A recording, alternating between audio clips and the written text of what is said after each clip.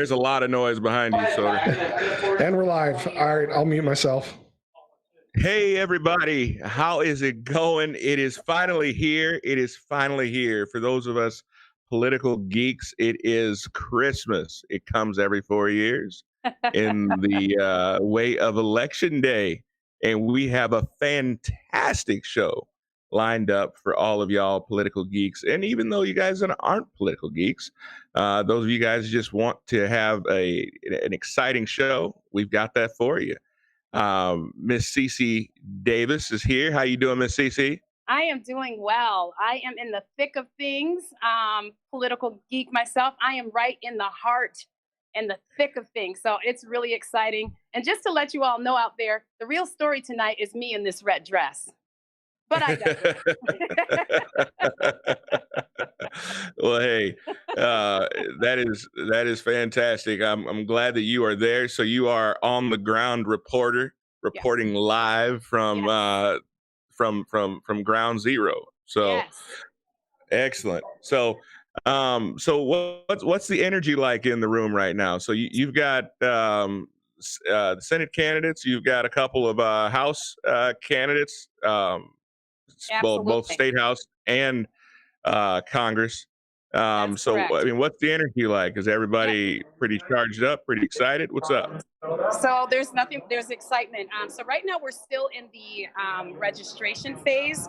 I've seen some candidates, but a lot of them are getting name tags. They're trying to get their staff in, and everyone's trying to figure out. So just so you all know, this is at a ballroom at a hotel, and there are tiers. So tier 1 is in a ballroom, tier 2 is down the hall, and then tier 3 is just basically like peanuts and punch, right? So man, I was sitting there like, tears. Why is everybody crying? What do they know that I don't know? All right, I'm in the ballroom, but it's pretty exciting. So I've seen some representatives. What we're trying to do here in Minnesota is to maintain the Senate and win back the House. We need 9 seats in the House of Representatives. So this is a really tough fight, tough run here. And then we're trying to maintain the Senate. And so hopefully I will be able to pull some people from dinner and from the ballroom, be able to get them to speak live to us tonight. Just kind of give us a run of what the run has been for them, how they're feeling, what they feel their chances are, how they're feeling here in Minnesota. And what they think the overall chances in the United States with regard to the federal races as well. So hopefully really exciting night. But right now, like I said, we're still in that registration phase. People running around getting name tags, trying to accommodate their staff. There is a lot, and let me repeat, there is a lot of press here. It is very, very well covered by the media. And so they have an entire section just completely lit up like you would see, at a Trump rally, quite lit up. So it's going to be an exciting night, you guys. And like I said, I will try to, tap some shoulders and pull people away and get them to speak to us tonight. That's awesome. That's awesome. So live results right now are Biden 85 votes, Trump 55 votes. Okay. Nothing too crazy. Texas is currently leaning blue, which is crazy. Right. Ohio is leaning blue. Georgia is leaning blue. Okay. It's early. But it's early. It's early. So I don't really get too excited about this. So here in Minnesota, Quentin, for those who live outside, polls will go and shut down at 8 o'clock. Now, as long as you get in line before 8, you are able to vote. So if you are in a really long line, and let's say it's another 90 minutes after 8 p.m. and you don't get to vote until 9:30, as long as you are in that line before 8 p.m., you will be able to cast your vote. So we're in for a night. There are some districts who are completely just slow. I watched the news tonight. And then there are other cities where the lines are quite long. So again, encouraging everyone to get in that line. If you have waited, get in that line before 8 p.m. because the polls shut down at 8. So that's really, really important. Every vote counts, as you know. And don't go anywhere until they let you vote. So, Miss Cece, since the last time you were here, you have taken on a new role within the Blexit movement. Why don't you talk to us a little bit about this new role that you are in, and how that has changed? And just, well, first off, tell us a little bit about Blexit. Give us a little bit of background on the Blexit movement. Sure. So the Blexit movement was started, as many know, by Candace Owens and Brandon Tatum. They both started out working with Charlie Kirk at Turning Point USA. And I don't know if everyone knows the story, but very quickly, when Candace and Kirk, they met, he decided he was going to hire her within 5 minutes of meeting her. She was their communications director. In 2017, Blexit was formed. She partnered with Brandon Tatum. They had an idea to mimic the Brexit movement, and named it Blexit, the Black exit of the Democratic Party. So contrary to what a lot of people believe, Blexit is actually a nonpartisan nonprofit, 501(c)(3). So it is nonpartisan. Candace personally endorses Donald Trump, and Brandon personally endorses Donald Trump, but Blexit does not endorse any specific candidate. I know there's a lot of confusion around that because of a lot of the activities and things that we participate in, but Blexit is a nonpartisan. What it is focused on, Blexit is, again, focused on the Black exit of the Democratic Party. And so what we focus on are those issues that have direct impact to the Black community. So we're talking about father absence, with that being 70%, upper 70% of single parent homes without fathers. Blexit also focuses on mass incarceration in regards to, educating, seeing to it that there is obedience of law, understanding the law, and making sure that we are realigning the minds of young people and old, for that matter, to, one, obey the law, but two, to cut down and reduce mass incarceration rates. They're also focused on opportunity zones and entrepreneurship. After all, this is America. We believe in capitalism. It is the most, I would say, economic system. Capitalism is what we do here in America. And so making young Black entrepreneurs, and not just Black, I would say people of color, I would say even Caucasians, so it isn't just specifically focused on Black people. And so that's another misconception, that you can't be a member of Blexit unless you're Black. That's absolutely not true. In fact, in Minnesota in particular, I would say high 90 percentile of our members are actually white. So you do not have to be, but that's generally the focus. Communities of color, also focusing on just educating. So many of us don't understand the Constitution. We don't know about it.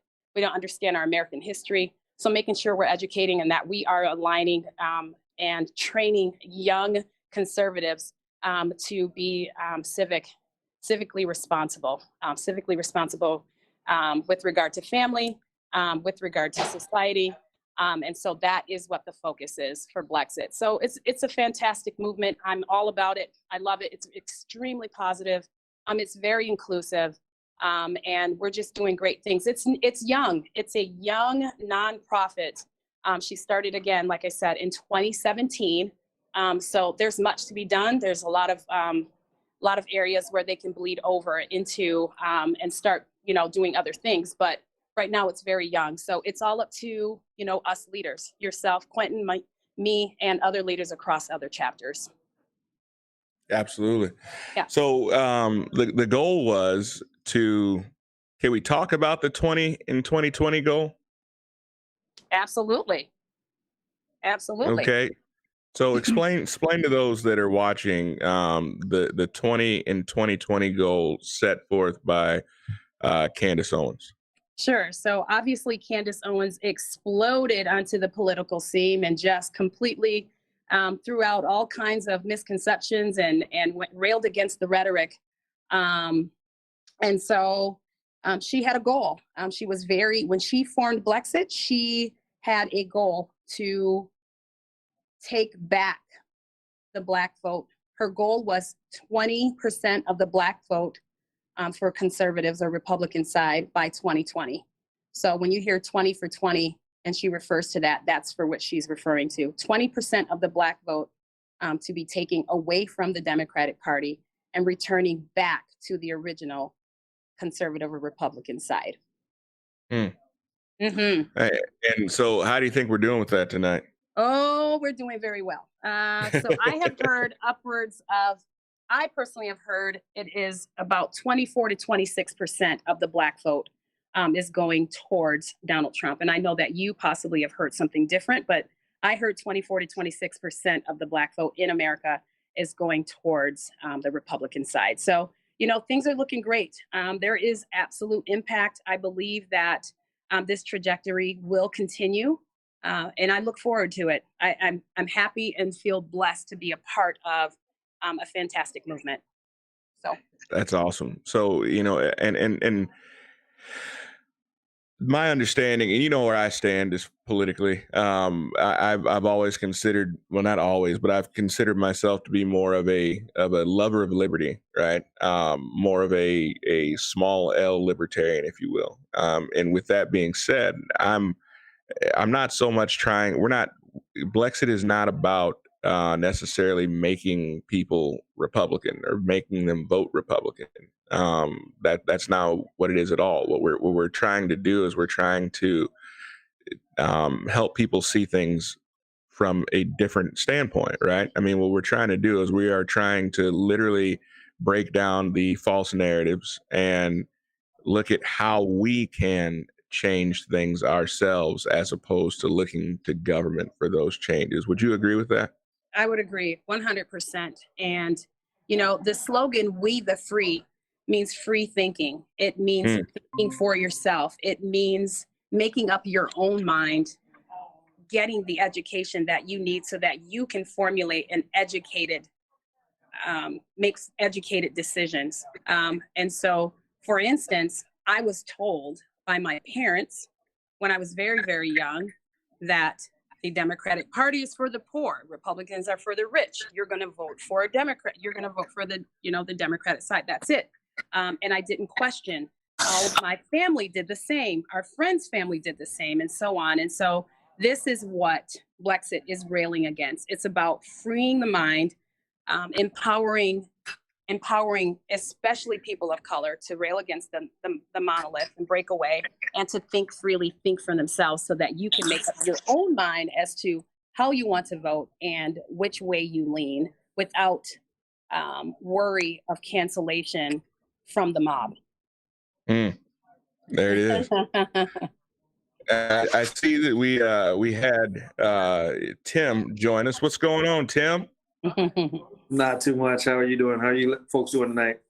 We're doing fantastic. So Tim knows who you are, Miss Cece, but you don't know who Tim is. So he watches the show quite regularly. He's seen you on the show on several occasions, and I think he's a fan. I mean, he likes some of the things you say. I don't know if you guys agree on everything, but yeah. So Tim is my homie. I see when you had the video going, I see you went out and voted today. What's going on, man? Yeah, one got the vote in. We got to keep it going, right?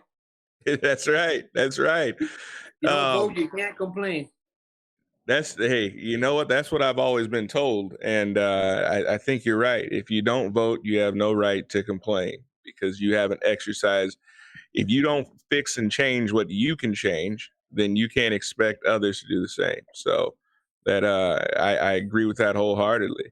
So Cece, you were talking about the way you were raised, and it was just understood that if you were Black, you voted Democrat because Democrats were for the poor and Republicans looked out for the wealthy. Tim, is that kind of the way that you were raised? I mean, because you're not from Minnesota originally, are you? Nope. Where are you from again? You know where I'm from. I'm from the state you love the most, Oklahoma. Oh yeah. No love. No love for Oklahoma. No love for Oklahoma. But I got love for you though, bro. So I'm not gonna I'm not going to belabor that point.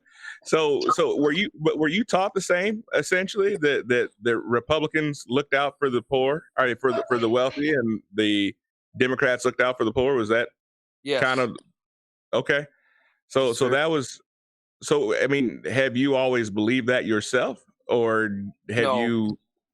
Okay.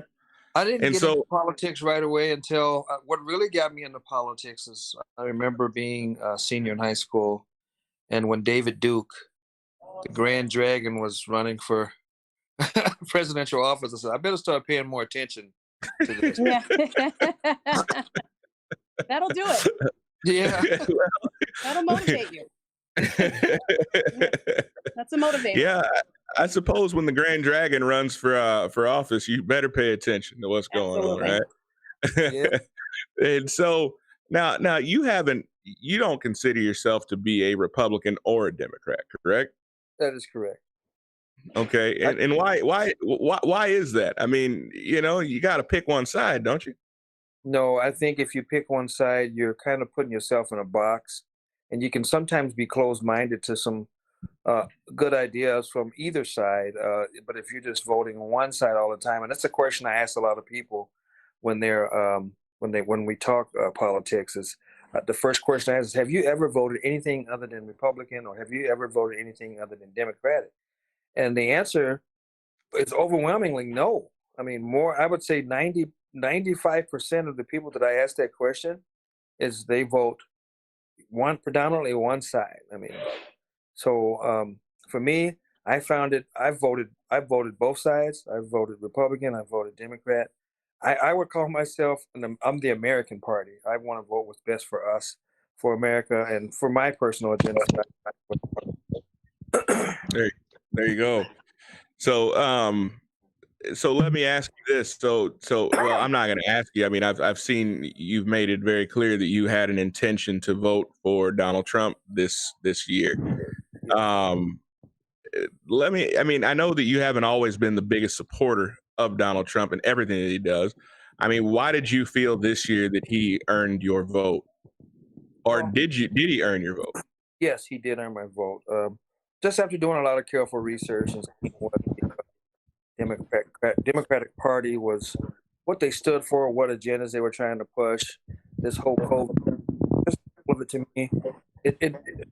Donald Trump really showed himself to me as far as what he was trying to do, keep it open, not closing businesses, really focus on your small businesses wasn't losing, closing or losing lots of money and things that they were doing early on. So after doing research and looking at a lot of different things and going to a lot of different sites, and I always tell people, don't repeat what you hear, do research on it and find what's best for you. That's what I did. And when I went through all that research, it seemed to me that Donald Trump was Are you there? Yeah. Okay. Just wanted to give you some good news. Oklahoma just got called for Donald Trump. So We do have a sighting. I want to show you guys that we do have a sighting here. Okay. You have a sighting. So who have you seen? Uh-oh. So Who is that? It's all good spirits here at the DoubleTree today. I can't see. Who is it? No? You didn't see that? Oh, the elephant. Big elephant. Ah. Yeah. Elephants, not rhinos today, huh? There you go. Fantastic. Absolutely. It sounds like it's exciting out there. So Tim, she's at the DoubleTree there in the Capital C. in the city, and so there's a big watch party going on. So she gets invited to all the highfalutin events that I don't get invited to. So she's not even hearing me. So I apologize. I gotta save my crap talking so she can hear me. So all right. So hey, Cece. Yes. Hey, if would you mind if you're talking? I know you got a lot going on in the background. If you can mute your camera. or Absolutely. mute yeah. Sure. So Tim, I've always had an immense amount of respect for that, right? Because there's too many people who say, well, I'm going to do this one way and I'm going to continue to do this the other way. And I think it's been to speak to black people, to black America as a whole. I believe it's been to our detriment, right? I mean, saying we are going to vote one way or the other all the time. Because you asked me that question. Have you ever voted for anything other than a Republican? The answer was, yeah, I have. Now, more often than not, do I find my values one way or the other? Yes, I do. But there have been times where I've pulled the trigger for another group. So I have a lot of respect for that. Now, you mentioned that that the coronavirus and the way that President Trump handled the coronavirus played a big part in your decision. Um, hey, Cece, Yes. can you mute your? We're getting a lot of Mute feedback that. from You your. can, you can pick that up. Okay. Yeah. If you can push that little mute button Sure. there. Anytime you want to chime in, please chime in. But yeah, if you could do that, that'd be great. Thank you. All right, so Tim, so how did you feel that the responses from each side would be different? What did you see the differences were in the way that they would handle the coronavirus situation? Well, I just feel like the Democratic Party was pushing to shut everything down, and I don't see any reason why you would quarantine someone who doesn't have the coronavirus. It just didn't make any sense to me why you would quarantine healthy people. Now, quarantine people who are sick makes sense, but to quarantine healthy people made absolutely no sense to me. And they were pushing for that from the beginning. So that to me was, and my wife as well. I mean, she just refuses to wear a mask. You know that she won't. Well, I think that freedom has to win out in the end. I know that it is to be told that you have to do something, or else. Especially, I mean, we both know people that have businesses that were literally shut down as a result of this coronavirus. I mean, those are lives, those are livelihoods, those are families that are going to be forever changed as a result of their businesses being shuttered. It was very concerning to me and scary to me to see the government deciding which businesses were essential and which businesses weren't. Were you affected by that at all? I was not affected by that. They tried to shut us down, but we pushed for that we were essential business because we had refrigerators and things that would for cooling medications and stuff like that, or for service. So we were able to stay open. That's excellent. That's excellent. So, well, I know that you have some you have some family members that are strongly in the Trump camp. One of them is in the chat right now, talking, but you know that's just what he does. Well, I don't know. We gotta keep it rated G. I was gonna say he'd be welcome to call in, but yeah, not until That after might not be midnight, the best. after the kids go to bed. So that's gonna be grown folk conversation. So yeah, we gotta wait. But yeah, so I've got nothing but respect for that, man. As far as that goes, and that's been the whole essence of the Blexit movement in my mind, right? Not necessarily telling people how to vote, right? But more explaining to people the importance of their vote and the importance of trying to fix what we can fix ourselves. Miss Cece, are you there? Okay. So tell me this, man. So I want to have honest and open conversation with you. So there's been a lot of concern with people as far as they would never vote for Trump because they didn't feel that he had their best interest at heart as it pertains to race. He's been called a racist. He's been called xenophobic, sexist. I mean, a lot of different things. I'm not wanting to put words in your mouth, but I'm wanting to have a conversation with you. How are you able to reconcile that? I mean, how are you able to get past the fact that, I mean, many people consider President Trump to be a racist? Well, I mean, if you look at a lot of things, I don't take anything for face value what people say. You have to do your research.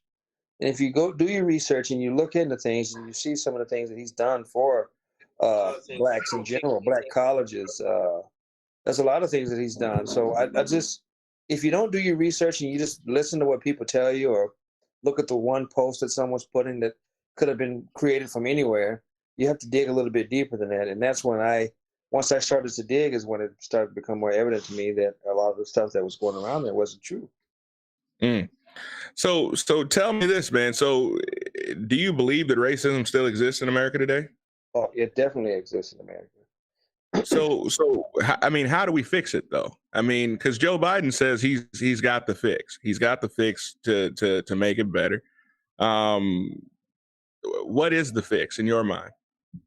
Well, first of all, I don't think we can't be victims. We can't play the victim anymore. We have to go out and do our part. I'm in the process of trying to buy a business right now, and if racism was as bad as everybody said it was, that wouldn't be possible. So we have to move away from what the narrative is and focus on what we can do to better ourselves in the community and take advantage of the opportunities that we have. I mean, it's not like it was back in the 60s and 70s, or in the 50s for that matter. It's not different. I mean, my mother would never have had the opportunity to do the things that I'm able to do now. She was one of the first segregated schools in Oklahoma. So, which forced her not to go to school. She dropped out of school for that reason. So, I mean, Wow. it's just not the same as it used to be. I mean, it exists. It's more private. It's not as open as it is. But I'm from Oklahoma. You're from Texas. Being in Minnesota and being there, it's a lot different. Well, it's interesting you bring that up because I was talking to a really good friend of mine, and he is black and his wife is white, and his wife was making a comment to me, and she said, America is such a racist place. She said because just to think about it, that 50 years ago, my marriage would have been illegal, and I thought about that, and I thought, yeah, I suppose, yeah, you could look at it that way. I suppose that man, there's a history of racism there. And I've never on this show ever claimed that racism didn't exist. I know it exists. I've experienced it myself. I'm just not ready to say that my failures or my lack of success in any way has been tied to the color of my skin. Right. I've been very successful. I've made good decisions. I've made some bad decisions, but I'm able to live with those, and I'm not willing to blame somebody else for decisions that I've made. Correct. But at the same time, I also realize that everybody's experiences are not my experiences. But as I was talking to this young lady, I was saying, I choose to look at it from the standpoint, look at how far we've come in a really short period of time. I mean, in one generation, your mother has to leave school because, I mean, those people that and there are people in my family as well. Those people that went through the integration of schools, man, they went through some stuff, man. That was that was I can't imagine. I really can't. I mean, having to be escorted to school with the state troopers, right? I mean, and going to school and fearing for your life, because you were being thrust into a situation that you didn't ask for. That's got to be tough. But I mean, to think how far we've come, that people. I mean, I know a lot of people who are married to spouses of the opposite the opposite or the different race, and they're not looked at any differently. I mean, most people would just consider them to be another couple. Um, I mean, how do you feel on that? Do you feel like we've made a lot of progress in the last 50 years? I say yes. Let me put it to you this way. So I'm the prototypical. If racism exists, I come from a family where I lost my father at 12, was murdered. Okay, my mother, single mother, raised me, and I just choose not to be the victim, and that's what it was. I choose not to go that route. I choose not to. I choose to be educated, go to school, and make something myself. Now that was a choice I made. Now there's another choice I could have made. I could have played the victim and said, you know what, woe is me. My dad wasn't around. My mom did this, and I could have been, I had all the opportunities to go the other way. I just wanted better for myself. It didn't have anything to do with anything else other than I wanted better for myself. Wow. And I know you quite well, and I know that you have not only um, done well for yourself, and not only, but you've also been a very strong advocate for young Black men as well. But you you don't give them any excuses, right? That's right. You don't let them make excuses. You definitely hold them accountable for their own actions, and I've always respected that of you.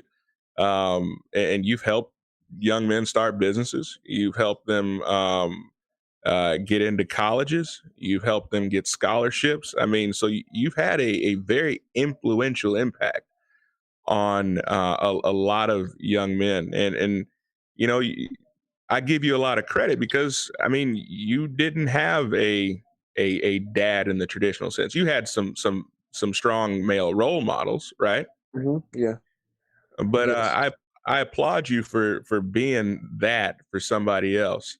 But there's a lot of people who would use the fact that they didn't have a dad as an excuse. But you've not only not used it as an excuse, you've turned around and you've been that father figure for others. I can attest that I've heard a lot of people refer to you as their Minnesota dad. There's a few of them. Yeah, man. There's a few of them, man, and I respect that.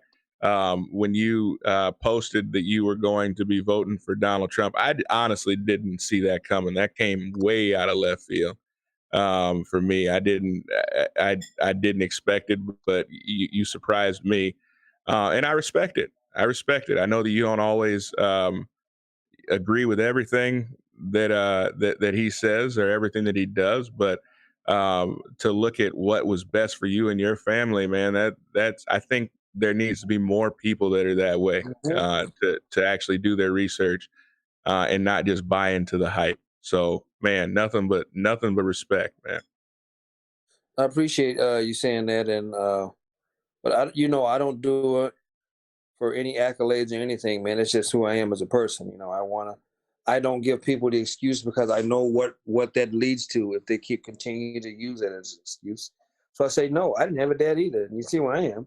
So you just can't. You have to get over that and get past that and put that in the past and continue to strive to be the best you can be, and don't be what they tell you you can be. Or what they tell you you should be. That's a better way of putting it, I guess. But Well, I'm gonna let you go because I know you have to get ready for work and everything else tomorrow. So I don't want to keep you too long, but I gotta ask for your prediction because you're known for giving predictions. Now, Minnesota has not gone for a Republican presidential candidate since the 70s. Do you believe that Donald Trump will win Minnesota? I think there's a first time. I think this will be the first time that Minnesota votes Republican. Wow. All right. Well, hey, you can put it in the bank if Tim calls it. You can take that to the bank. We'll see. Sounds good. All right, man. Well, hey, fantastic having you on. I appreciate it. And actually, I was gonna ask you another question. I got you here, so I'm gonna ask you one more question. All right. Um, let me ask you this: what would you like to see from this administration? What would you like to see from President Trump if he is to be reelected? What would Uh, you like to see from him as it pertains to? Well, I mean, what would you like to see that you haven't seen yet? What are some changes you would like to see? well, number one, I would just like to get back to normalcy. I'd like to get away from this.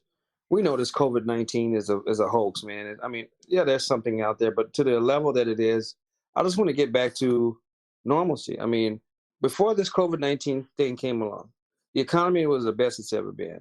I mean, the stock market was great. Foreign affairs, he was taking back jobs from overseas, which was great. So there's a lot of things like that that I'd like to see continue. Not so much what would change, but just to get back to what it was before that. Yeah. Before COVID. Well, I think that all of us would agree with that. I mean, we've seen our lives change in a big way. And my fear is, man, we hear so much about this new normal. No, it's I no want new I normal. want I want no parts of this new normal. And let me point out one other thing that I failed to mention in the things that I would like to see is the jobs that were created for Black people, as well. I mean, the unemployment rate for Black people is the lowest it's ever been as well, too. So I mean, that's something else that a lot of people that don't think about when they think of Donald Trump. I mean, even lower than when Obama was in office. So Yeah. that doesn't sound like a racist president to me. That's what I would say. Now, man, I appreciate you coming on. Appreciate you talking to us, giving us a little bit different perspective. Nothing but love for you, man. And thank you for taking time out of your busy evening to join us. So Appreciate it. have a fantastic night. I'll have to have you on, man, for a longer version of the show. It'll be a lot of fun. Appreciate you. CC, good to see you. So good to see you. I just wanted to let you know that I was able to pull Paul Anderson and have him introduce himself, kind of talk a little bit about what he's doing here, how his race is going, how he feels about the state of America, and anything else he wants to share with us. So it's an exciting night. Hey, everybody. There you go. Yeah, Paul Anderson. Yeah, I've got a couple different jobs. So Congressional District 5 is the home for Lacey Johnson, and behind him 100%. Just want you to know that. I'm also the chair of Congressional District 5 Republicans. But you know what? I thought I wanted to get more involved this year, so I ran for the state senate. So that would be in District 59, and it's a tough one. I tell you what, it's a tough one. It's downtown Minneapolis, near North Minneapolis, full of a lot of beautiful people. But typically we get about 20% of the vote, and I really want to take that position. Being realistic, if we can get more votes, we're going to see Lacey, Jason Lewis, others. They're gonna win their races tonight. And you know what, when you talk about what's the state of America, I think we're watching it right now. We're watching the polls coming in, and the polls are going to tell us what's right. And I think we're winning. I think we're winning already. We've got the big states coming. But I think Florida is going to fall first, and we'll find out as the night goes on. I'm here tonight at the GOP event, election party. I don't know the exact title for it all, but a lot of people wanted to get here, and a few of us are lucky enough to get in. So hello, everybody, and very happy. Hey, Paul, you there?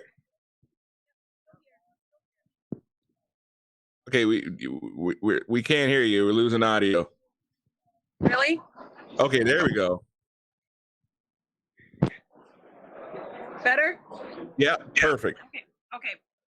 So, Mr. Anderson, let me ask you. So, how is your race going? It's hard to tell. When you're running for a state office like the Senate, which I'm running for, Senate District 59, don't get a lot of intel on it. I will say that in texting campaigns, Facebook campaigns, emailing campaigns, you do get some chance for interaction. There's clearly a lot of Democrats out there. They own the city. They run it the way they want to run it for quite a while. I don't want to say that they run it into the ground, and that's why I felt I had to get out there. We need to start turning this to where we have more Republicans in office in Minneapolis. Wow. And so let me ask you, what have you done? What have you done differently? How do you feel that you have approached this race differently than others have approached it in the past? Yeah, that's a great question. You know, mechanically, I think the only differences are we're putting a lot more effort into the digital media. It's tough to do door knocking in downtown Minneapolis, so we didn't get to all the doors like some of the outstate districts did. But I've had an amazing amount of support financially to run these different campaigns. But I got to Sure. say, I think the number one issue really comes down to what do the people in Minneapolis want that they're not getting from the Democrats? I'm going to tell you, it's law and order. It's public safety. I'm interested very much as well, though, representing change, in racial relationships with the police. The difference between me and I think my incumbent is he really speaks a party line. He gives you the same old story that you always hear. I'm a problem solver. I'm from business. I've been doing business leadership work my entire life. I didn't start out as a politician, but I want to get involved. So what differentiates me, and I think I'm going to do better what we've ever seen here in this district in the past, what differentiates me is that I take everything into account. And then I come out and I say, you know what, here's what I think is really going to help solve the problem. And my number one issue, and I hope you all agree with this, we need good jobs in Minneapolis. Because jobs at the beginning and the end and the core of everything. Absolutely. That check. Absolutely. That comes from my outstate background. Sorry about that. Eric. Hey. Hello. Oh, I have a treat for you guys. Boy. We got it going I'm here. about to be on class. Well, too. no, not Paul. You guys met with Paul Anderson. Mr. Anderson, thank you. He's a fantastic stand-up guy. We are rooting for him. Again, he's in downtown Minneapolis with me. Okay, so I'm kind of rooting for a homie. Okay. Hey, Mr. Anderson, I would like to say good luck on tonight's race. We wish you well, and we would definitely be proud to have you as our new state senator representing District 5, correct? CD, your district 50, 59. 59. 59, 59. And yes, CD5. Yes. And all the way up through north. Yeah. So it's everybody. Excellent. Well, thank you, sir, for all your hard work. I know this has been a daunting process. Appreciate it. And definitely look forward. So I'm just going to keep this treat going. I have Eric Lucero here. I'll bring him on in about 10 seconds here. But remember, you guys, what we're trying to do here in Minnesota is that we're trying to maintain the Senate and win the House. We need those 9 seats. So that was a Senate member. We need to get him on. So where'd you go? Uh-oh. I'm here. Okay, there you are. Okay, so Yep. I'm going to go ahead and introduce this fantastic guy. This is Eric Lucero. Hi, everybody. I just walked in, so I have no idea what this even is. Oh, fantastic. Yes. Okay, good deal. So go ahead. You know what? I'm just going to let Eric speak. He does well on his own. He needs no introduction, but I'll just have him introduce himself, talk about his race, and just enlighten everyone of Oh man, yeah. Eric. Sure. The last time I saw you, you were rocking the. If you could, if I please, I'm sorry, Quentin, I am going to interrupt because I got to show the entire outfit from head to toe. Please. Yeah. Yes. Fabulous. I'm going to go all the way down here. Okay. All right. Yes. And I'm going down to the feet. Okay. Those are some red And shoes. they say in old times, he's peeking with me. He's peeking. Well, I cool. might have to bow down a little bit tonight. No bowing. Only to the Lord. That's Only right. to the Lord. But Oh, my thank you, goodness. everybody. I am Eric Lucero. I'm the state representative for District 30B here in Minnesota, which includes the Albertville, St. Michael area. And I have been in office for 3 terms, 6 years. I'm running for my 4th term. And I'm looking forward to an exciting night, not only for myself. I have the honor of representing a very Republican area, but we have been working very hard to turn Minnesota red for President Trump. Has not gone red for a president since 1972, and I think that's going to change tonight. All right. Outstanding. Hey, that seems to be the common consensus tonight. So there's a lot of people that are expecting to make history tonight, and so that's fantastic. Well, good deal. Well, hey, CC, it's so good to see you. We've crossed paths for 2 weeks, last 2 weekends, 2 different rallies, and both have been the acknowledgement of the great principles of our country, returning to the Constitution, the preservation of individual liberty, and just an understanding of that, allowing the next generation the great blessings that we've been given, and that's going to happen when we fight for the truth and we fight for unity, because a nation divided is what's going to rip us apart and cause us to be weakened and not allow us to pass those blessings to the next generation. So that's what we're fighting hard. Amen. Eric, right, well, so Thank you, guys. Eric, real quick question. Appreciate it. Let's have a fantastic night. Can we get a picture real quick? Yeah, definitely. I'm gonna put you on mute. He wants a picture. I'm gonna put you guys on mute. My apologies. All right. Moment. It's this red dress. It's working for me. Hold on. Hey, Soder. Yeah. So, what are we looking like? I tried my best to get Tim on. So, Tim was running unopposed though, wasn't he? Tim Miller? Yeah. No, he has he's running against someone. I forget the name. Okay. We can look it up quick. Well, I mean, hey, if he has your support, then he's a shoo-in. So I'm sure there'll be no issues. I tried calling him earlier today, but I was unable to get through to him. So I'm sure he was. I'm sure he was pretty busy. It's a busy day. So I wish we would have gotten a little bit more time with Eric Lucero, but I know he's got a lot going on. So, and it sounds like you got a pretty busy space going on with your watch party over there too, huh? Oh my gosh, yeah. I'm over at Riqueta's house tonight. Okay. Hanging out with him and Lost Bullets from his Discord. Diet Soda's here. My kids are here. The Riqueta kids are here. This house is just it's a disaster. Oh my gosh. Yeah. Just like the stream kind of is. In terms of the background technology, this is all confabbled together to make all this work tonight. Well, we weren't sure how we were going to do it. Cece, you're on mute still.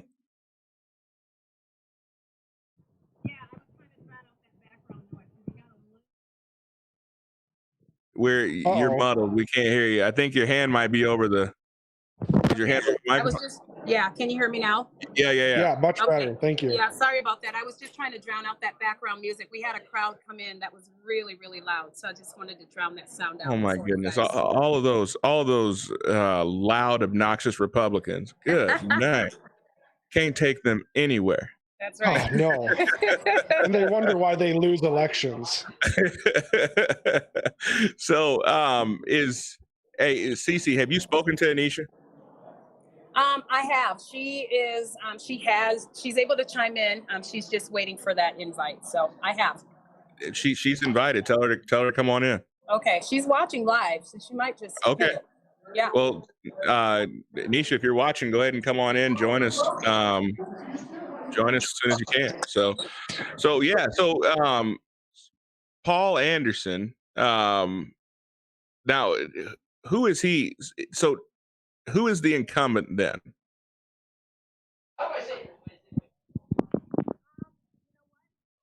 We can't hear you. When I voted for him today, he was actually unopposed, so I'm not sure what he's really. So he's being humble.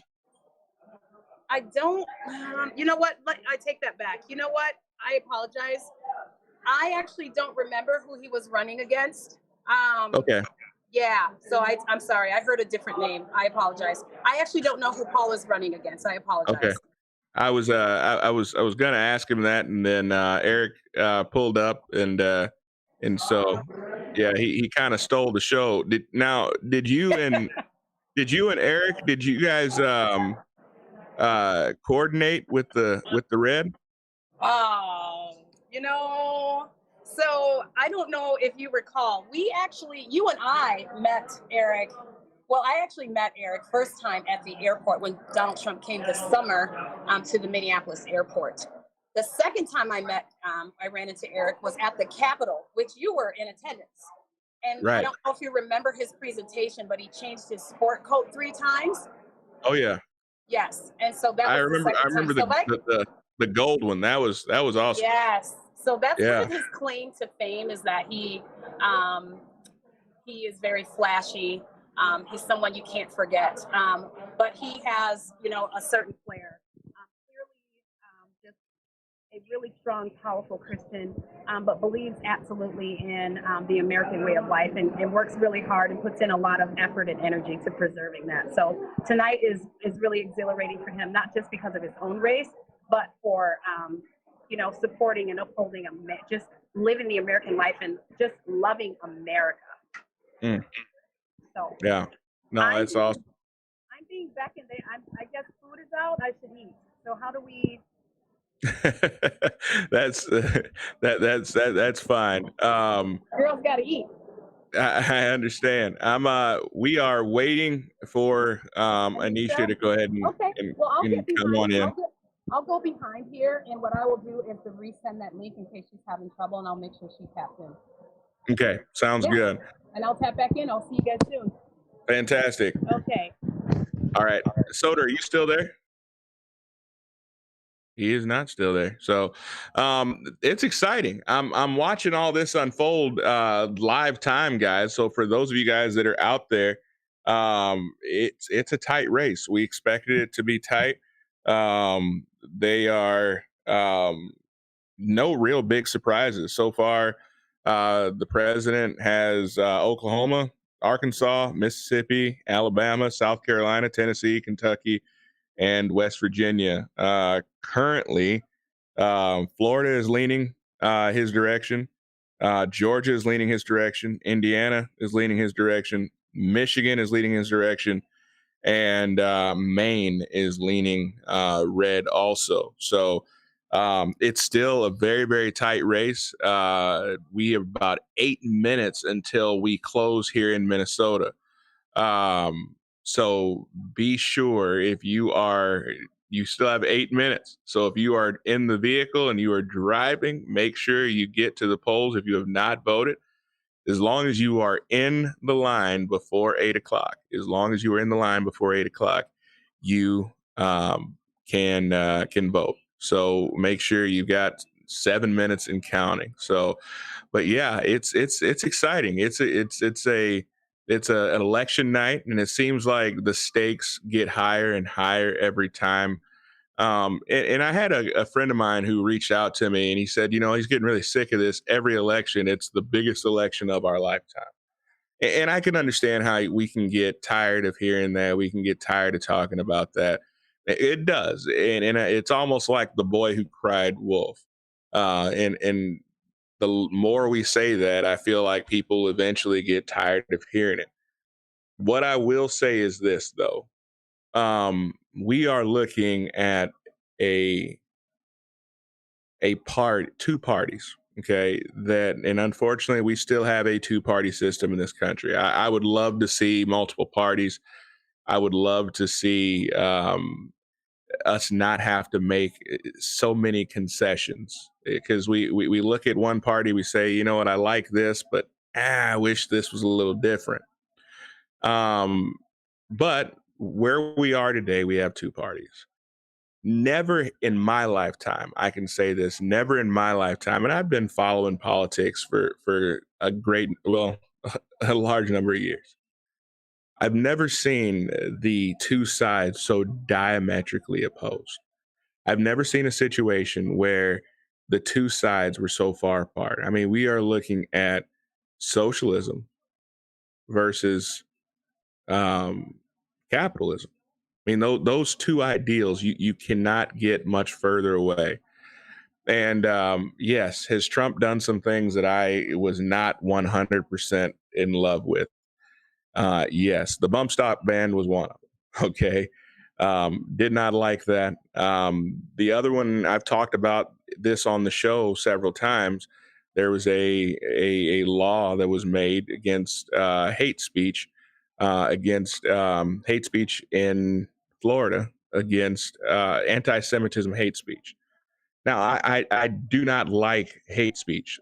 Let's be clear. I'm not a condoning hate speech, but I'm also not for the government legislating hate speech, right?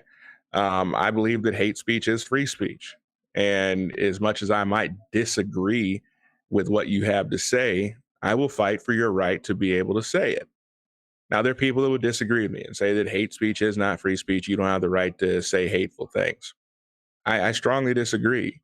That is why we have a First Amendment, and that is on the ballot. That is literally on the ballot. Is the First Amendment? You don't need a First Amendment for lovey-dovey speech. If I'm saying all these wonderful things about Soder, and he's so handsome, and he's got a magnanimous smile, and I would and sue and you a for slander. and a silky smooth voice, right? If I was going to say that, That's I mean, it. you're I'm not. suing. This is slander. I don't need First Amendment protections to be able to say that, right?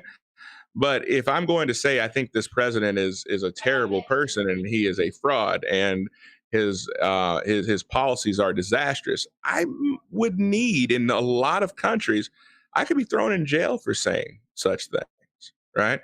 And so we have a First Amendment because in order to be free, you have to be willing to be offended. And sometimes you are going to be offended. And so I look at that and I realize that we do have the First Amendment on the ballot. Now, Soder, I'm going to put you on the spot because now Good thing I'm back. tables have turned. Now, actually, it was actually going to be kind of interesting if you weren't back because I was going to answer for you. So did you vote, Soder? I did vote today. So we have, for those that are the faithful few on the show that have been watching us since we started last year, a little over a year ago, they all know that you did not vote for President Trump in 2016. Did That he is earn your correct. vote? Did he earn your vote this time around? If so, That is why? If not, between why? me and my maker. So you're not willing to say if he did or didn't. I'm not willing to say who I voted for at this Okay. moment. So let me ask you this. What were your issues with Biden? He's senile. He wants to go back to the way things were during Obama and make it absolutely worse. He wants to take away all the guns I have in the lake and then some. I mean, just as a starting point. I'm sure if I think about it more, I'll remember more things he said and pontificated upon. So, in the spirit of fairness, what were your issues with President Trump? Same ones as last time that we talked about. The Second Amendment issues that I had before are still in play. And in the in-between time, he's done the bump stock ban. He hasn't done anything really about the life issue that I remember about. So that's kind of I mean, but he has, on the plus side, he has gotten rid of a lot of regulations. He's been hilarious. He's delivered in that regard. This campaign, I would say, was even more funnier than the last time. It's had its problems though. Things like the Donald haven't been around. The meme army, so to speak, seems to have gone underground this year. So it's been more difficult to find. Like the Donald for me in 2016 was like a one-stop shop for all my news for the week and the day. And there hasn't been something like that. what he did in 2016 has allowed the Republicans to not take themselves so seriously anymore, in that they can more easily laugh at themselves on the campaign trail, and they can more freely talk about what they want or what they think and what they want to do. Now, is it to the degree that I would hope they would have, or the way Trump has approached those things? No, not terribly. But I've been able to tell a difference between how Republicans ran in 2016 and how they've run in 2020. And not just because of, I mean, the whole coronavirus thing is, I wouldn't say helped matters, but just how they've approached talking. When they talk about their issues, they're not as, how can I couch everything, right? Right. How can I try to say something that the media isn't going to turn around on me easily? But this time around, they're like, I'm just going to say it. So I think that he's brought that good aspect to the Republican Party, which I think is going to serve those who embrace that kind of mentality well into the future, well beyond 2024. Right. Assuming Trump wins, you know. Right. So along those lines, how do you feel that the party has changed? Because you've been a conservative ever since I've met you. But there are those that say the party has changed a lot since President Trump has been elected. What are some ways that you've seen that the party has changed? I don't know if it's new or just me getting older and learning more about the people I've known, but I don't remember seeing this kind of hero worship with other candidates. Like, now granted, when Bush in particular is probably a good president, or well, at least presidential candidate, because I remember more of his campaign than any others. But like, people were backing him, people were loyal, so to speak. You know, like they were excited for him to win the presidency, like during the campaign trail. But I don't recall seeing the kind of fervor that people have when it comes to Trump. Now, is that just how he campaigns? Like, I don't recall a president doing the kind of rallies that he does. Right. Like, I've been to rallies before for presidential candidates. I mostly remember Bush's because my parents took me around to a lot of them. Right. But they were kind of like, okay, he's here. We're gonna, you know, we're the hardcore people, you know, the loyalist of the loyal Republicans, and we get to get in and listen to him speak. Chrono, you son of a says I love communism in the chat. Yeah, anyway. So has that been a turnoff to you, this what you call hero worship? Has that been a turnoff? Yeah, I partly because I just don't like hero worship. Right. And partly because I think it leads down roads that are not good. Partly for the individual and partly for organizations or political parties, because then the identity of the party gets wrapped up into this one person, right? You know, Rusty showed up. Okay. So in 2021, if Trump doesn't win, like, Republican Party is now the Trump party in a lot of ways. Like, we lose Trump being kind of the figurehead of the party by not being president anymore. What's going to happen next? Like, who's going to fill that role? Like, is anyone going to be able to campaign and do the showmanship Trump does? Maybe, I don't know, but Hmm. like Trump gets people out. He gets people excited in a way I don't recall ever seeing before. If But the that's not question, there in 2024, what's going to happen? but the Like, question that I would ask you is, and Rusty, maybe you can even get in on this. If he was not the showman that he is, would he have gotten elected? Back in 2016? Yeah. Would he have gotten elected, and would this race even be as close as it is right now? Honestly, with 2016, the day he announced his bid for election, I declared him the winner. Honestly, the day he announced his bid, because everyone was tired. Everyone was so sick of the politician, the slick politician. They wanted somebody who wasn't, and everybody started to understand the idea that the businessman coming in outside of politics, coming in to kind of shake things up, was the option that everybody thought they wanted. They wanted somebody who was not part of the swamp.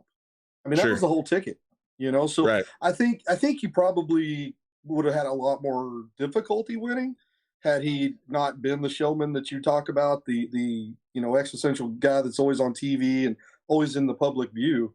But I think he probably still could have, simply because of the issue of being a non-politician. Fair enough. Fair enough. Soder, do you agree with that? Sorry, I had to turn my mic off a bit. What was that again?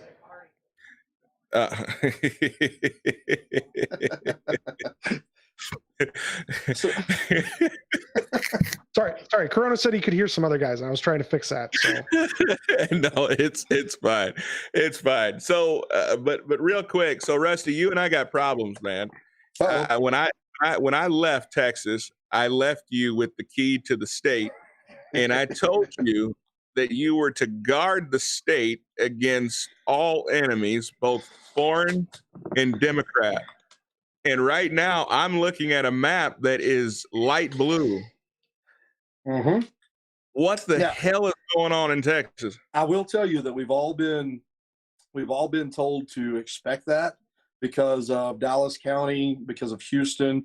They're reporting very early. The early voting came in. They're reporting very, very early. And those are, I mean, most of the major cities obviously are unfortunately just sewers full of Democrats. So, I think as these other smaller areas outside of Texas begin reporting, you're going to see a huge, massive switch. It did last time. Last time we saw, we were just all amazed that Hillary Clinton even had a prayer in Texas. And the same thing with Beto. They declared Beto the winner early, and then all of a sudden, all these smaller counties started reporting. And I think you're going to see that Texas is going to regain its rightful place above the top of the union again. So. Well, it better, because if it doesn't, you and I are going to have words. So, but but I am watching in the background. I'm looking over to the side. I'm watching MSNBC. I want to see their reaction to it, because in the event that the president does pull this off, oh my goodness, there will be nothing more glorious to see than Rachel Maddow announcing that Donald J. Trump is projected to be the 46th president of these United States. Well, they declared Florida. I think Florida's actually probably going to flip pretty quick too. I mean, they did this last year. They did, or in 2016. They started declaring states way before people reported even, 30, 40% of their returns. So I think you're going to see a lot more flip than what it looks like as of today, or as of right now. Okay. Well, we'll see. We'll see. They've been saying for a long time. So Texas was one of the most conservative states out there. I mean, what has changed Texas to this point? And we're working hard with Blexit. I mean, we're working hard in states like Texas to, because you mentioned in a lot of the big cities that they tend to go for one party, right? We're trying to change that. I mean, one of the missions with Blexit is to not necessarily tell people how to vote, because I feel like the Democrat Party has done that for way too long, right? Sure. When you have a presidential candidate that feels comfortable to come out and say, if you don't vote for me, you ain't black. That is disgusting to me. It is Horrible. disgusting to me. And it's probably one of the most racist things I've ever heard, right? Agreed. Because when you take away my ability to choose, you know, just think about this for a second, Rusty, because I'm going to get off of the reservation for just a minute. You always do. I love it. You tell me that a woman has the right to choose whether or not she murders her baby or not, whether she decides to throw her child into a trash can in pieces or not. But as a black man, that I don't have the right to vote for who it is that I want to vote for based on what I feel are my values. Do you see how I could be a tad bit offended by that? Essentially, that's exactly what he said. I mean, they always believe that. They always believe that you have no concept of what's right for you and that they know better. So you just need to do what they say. And that way you'll be taken care of. It's always been disgusting to me. It's always been the way that they've approached that. We know what's best for you. You don't know what's best for you. You don't know how much money you need to give the government. You don't know how to control that money. We need to give that away for you. It's always been their philosophy. And for them to say that blatantly to people, it is disgusting. It's racist in the most purest form of the word. It's saying you're too stupid to understand the issues that are at hand right now. And that to me is a really tragic. It's tragic in any shape, form, or fashion. Yeah. No, I would have to agree wholeheartedly. That is, I think you summed it up perfectly. It's tragic. As I've watched all of this unfold, as I've seen all this unfold, you know, I realized that with Blexit, for those of you guys that did not know this, I did take a position with the executive board, with Blexit here in Minnesota, because I feel like, you know, we can either complain about a situation or we can fix it. I'd rather spend more time trying to fix the problem than to complain about the problem. And the problem is that people need to learn to think for themselves. They need to be given the tools to think for themselves. They need to be encouraged to think for themselves. It's so easy to get into a routine, to get into a rut. We talked about that with Tim. You know, if you are finding yourself doing something out of habit, now maybe it's a good habit, but every once in a while you have to sit down and you have to think about it. You have to think, am I doing this for the right reasons? And that's so important, so important. And so that's why I feel, and I've gotten behind this Blexit movement, because we have an opportunity to change an entire things for us, right? We have made a decision, and our decision is we are going to stand up for what we believe in. We are going to vote our own morals.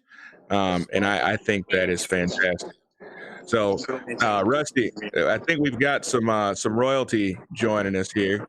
Absolutely, we have royalty. This is me, Kendall Falls. Good eye, Quentin. I pull him away. This was really difficult, but I'm so excited we got Kendall Falls on camera. Okay, I'm going to let him speak.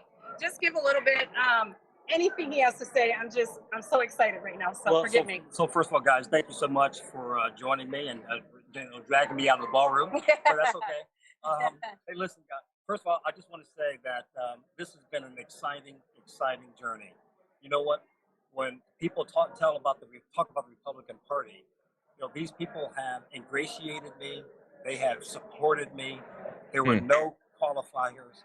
I raised more money in this particular cycle than what Jason Lewis did when he ran for Congress the very first time. Wow. And it was really based upon the principles and the values that we all believe in and we're willing to fight for. We raised $1.8 million. And this is so classic. This is a classic American story. My opponent is the third wealthiest member of Congress. I outraised him. I outperformed him in raising money in the last 4 cycles combined. Wow.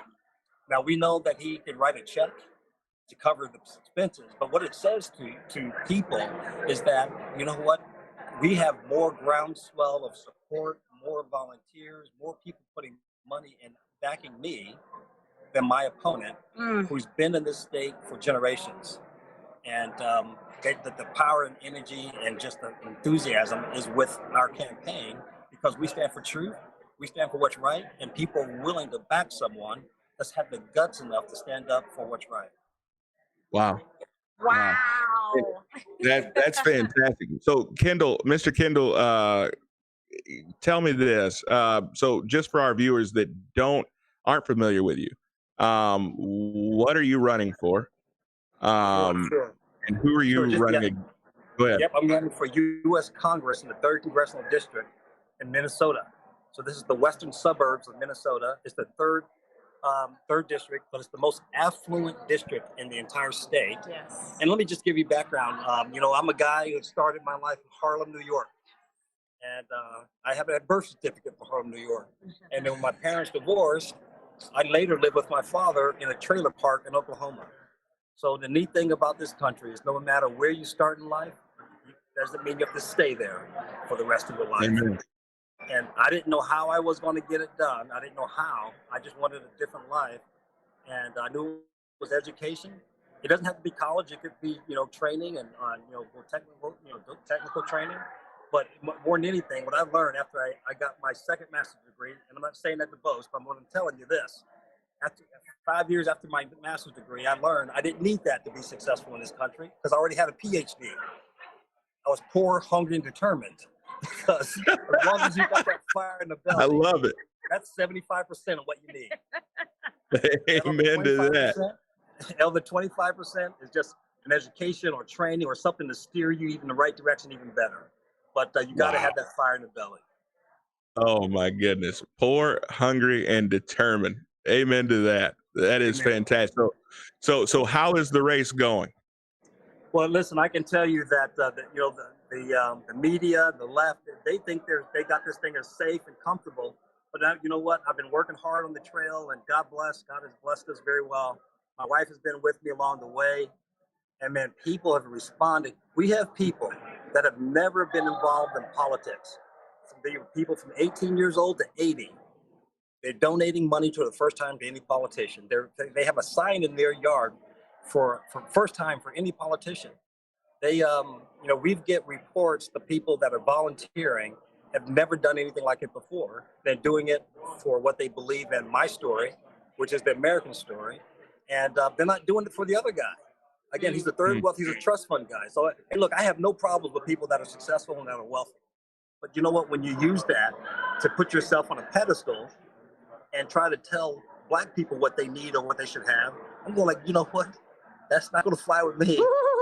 And we pushed that down his throat several times in the national press and national media. We've gotten a lot of attention. So, you know what? I think this race will be very close. And, we've made this decision based on our faith and our God, our belief that God has given us a direction to walk in this direction. And we're comfortable for whatever outcomes that there is. But we know we ran a good race. Wow. Man, I'm excited for you. If I can get Kendall to talk about railing against the narrative, he's so great about this, and I want you to hear his perspective on that. Hey, by all means. And I'll say this before I have to head out. But listen, I remember my mother. I still have family that live in the Bronx and Harlem. I used to go back to New York City all the time, every year to go visit my mother. And when I was 17, 18 years old, the only people that prospered were Charlie Rangel, who was the congressman from Harlem. He was there for 35, 40 years. The only people that prospered in Harlem were Charlie Rangel, his cronies, and his family. Everyone else, got worse, or at best, they stayed the same. And here's what I can tell you. Look, we never used to live like this as a people. 30 years ago, 40 years ago, even when Martin Luther King was marching, nearly 80% of Black children were in two-parent families. Yeah. Okay? at the worst of times, and as a people, as a Black culture, you know, we had three things, and that we all needed to carry us through the worst of Jim Crow laws and everything. We had God, we had family, and we had this desire for an education. Today, we have none of it. In fact, in a lot of these major cities that we have, in New York City, Chicago, all these, if a mother wants to take her child out of the public school system and put him or her in a charter school, the Democrats are the first one to impede that process every step of the way, that month. And you know what? I don't know what they expect us to be on a perpetual cycle of poverty and crime into perpetuity. So we can get 90%, so we can give them 90% of their votes. That time is over. I'm going to expose them for the frauds that they are. You know, they've got blood on their hands so they can prosper, and the rest of it, that is Martin Luther King be rolling over his grave after he know that he died.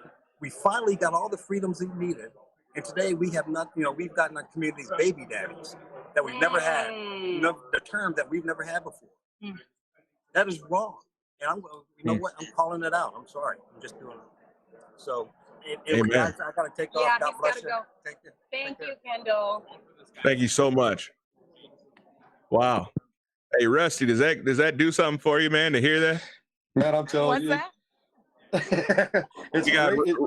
We got Rusty in the house, and Okay. Rusty is from Texas. When I left Texas, I gave him the key to the state, and I told him he had one job to make sure that state stayed conservative. And I'm giving him a little crap because right now it's a little blue. It's coming around. It's coming around. I promise. I'm trying to do it all I can. Believe me. But yeah, man, that gives that those kind of things. You know, when you see people like that come from nothing to something and to work really hard the way he has, and understands the perpetual cycle. That was one of the things that you and I talk about a lot. Is they wanted to keep the perpetual cycle of, you know, people voting Democrat, keep the control over people. And that's where the votes come from, is the poverty, you know, the stricken people that have to rely on them for paychecks. And so he recognized that right off, bringing it to the light, you know, bringing it to the forefront of the arguments. And he's running on issues. He's not running on feelings. He's not running on, you know, any type of you ain't black unless you vote for me type stuff. He's running on issues. And that to me is a really good thing, no matter where he's at. I guess he's up there with you. Is that correct? Yes. Yep. He's up here in Minnesota. So, and where else? I mean, let's just talk about that for a second. Are you still there, Cece? She'll come in if she is. Cece, where else does that happen? Where else do you start off in Harlem, grow up in a trailer park in Oklahoma, and now have a path to the United States Congress? Where else does that happen but America? Right. Nowhere but America.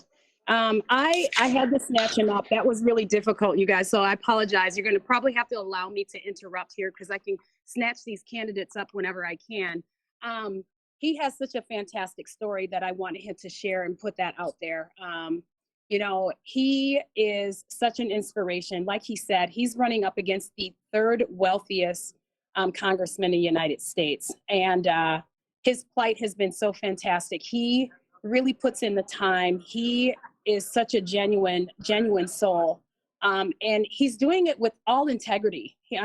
I don't know if anyone knows this, but Kendall Qualls actually rejected, I don't know if that's the right word, but he did not necessarily take the endorsement from President Trump.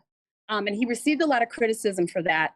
But what he said for that was that he wanted to run on his own merit and really work hard to earn the vote of citizens and not just get by because the president endorsed him or the endorsement of anyone. So he said, I just want to put in the work. I want to show that that I am worthy, that I want to prove myself to be honest. And I want you to feel good about checking my name when you go to that poll. And so, you know, at first he received a lot of criticism, but I can tell you right now, watching him tonight with his wife and his 5 children, and the reception that he gets, it was a fight well fought. That was a great decision. I have nothing but respect for him for that. So, man, I have to respect that. Story. That that is choosing to do it the old-fashioned hard That's way. right. That's right. That That's right. is, and I have nothing but respect for anyone who would Right. choose to go that route. So Yeah. that's wow. I did not know that part of his story. I know I've been following his race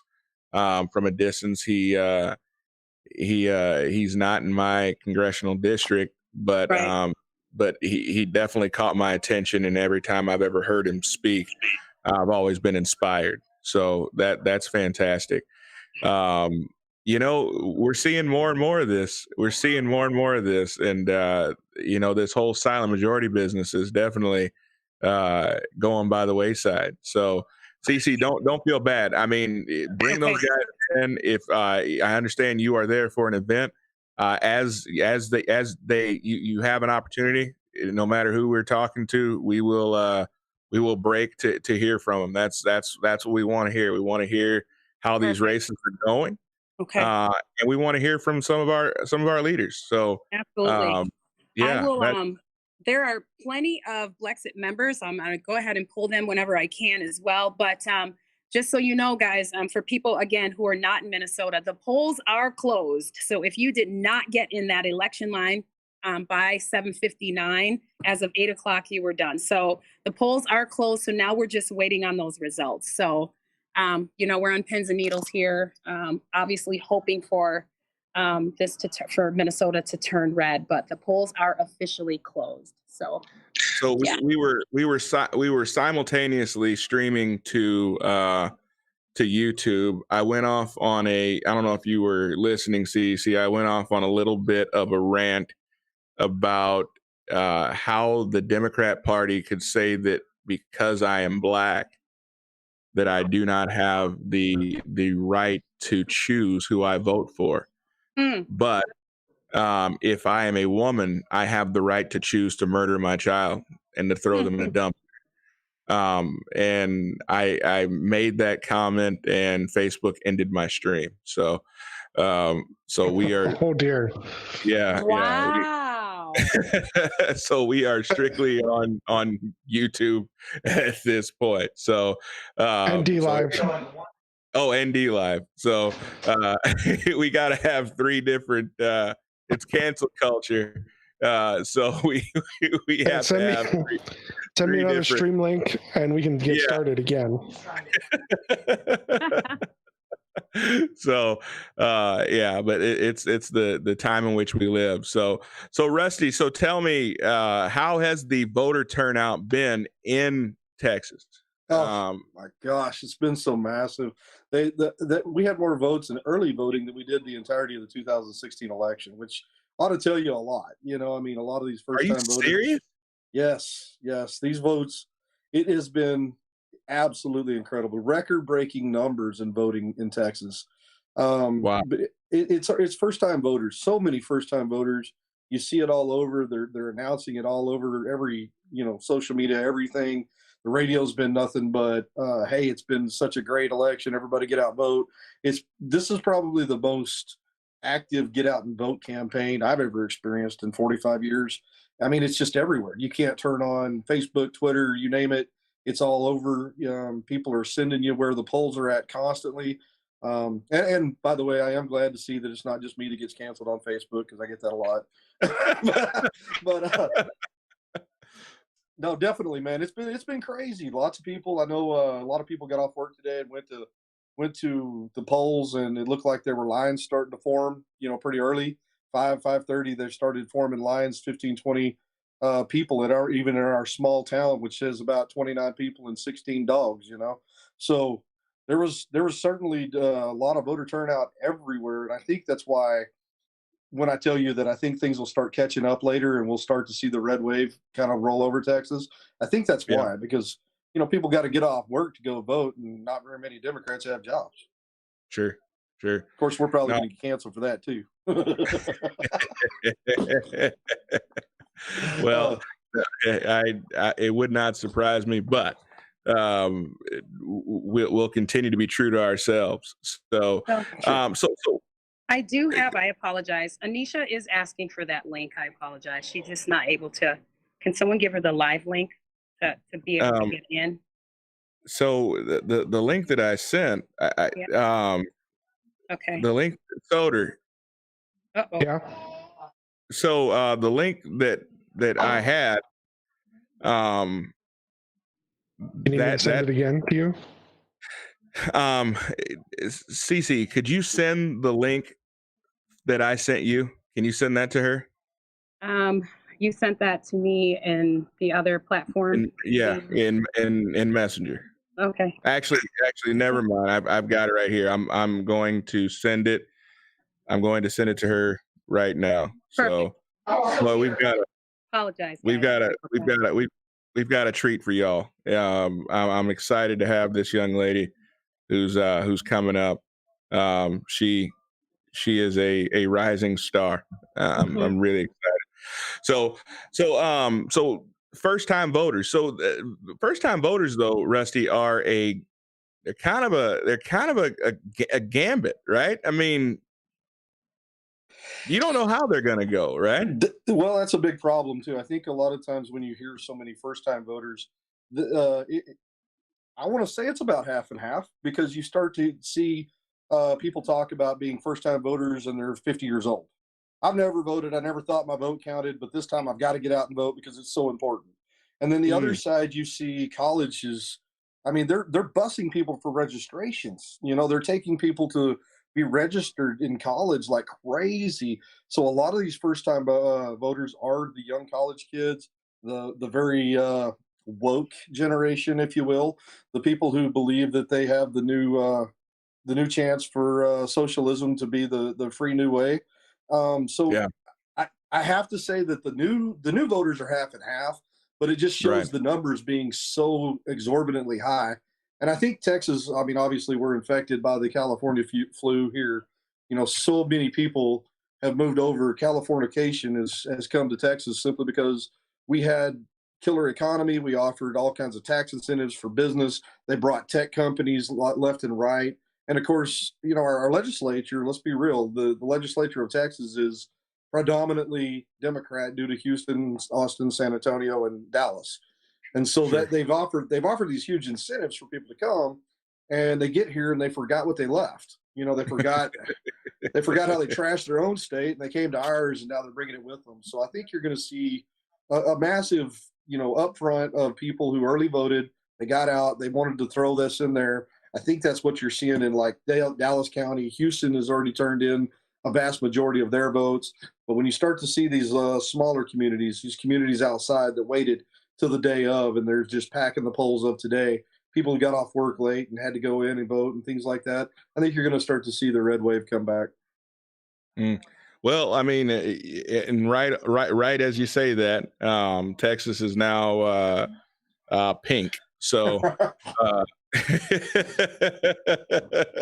it's hard being this good, Q. It really is. I tried,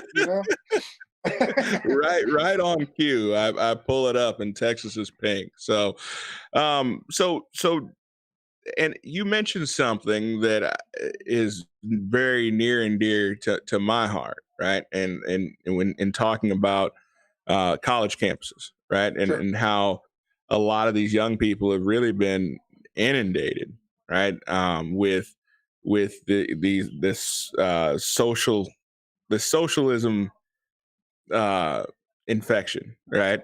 That this fairness doctrine, everything needs to be fair, and it's really an appeal to emotion, right?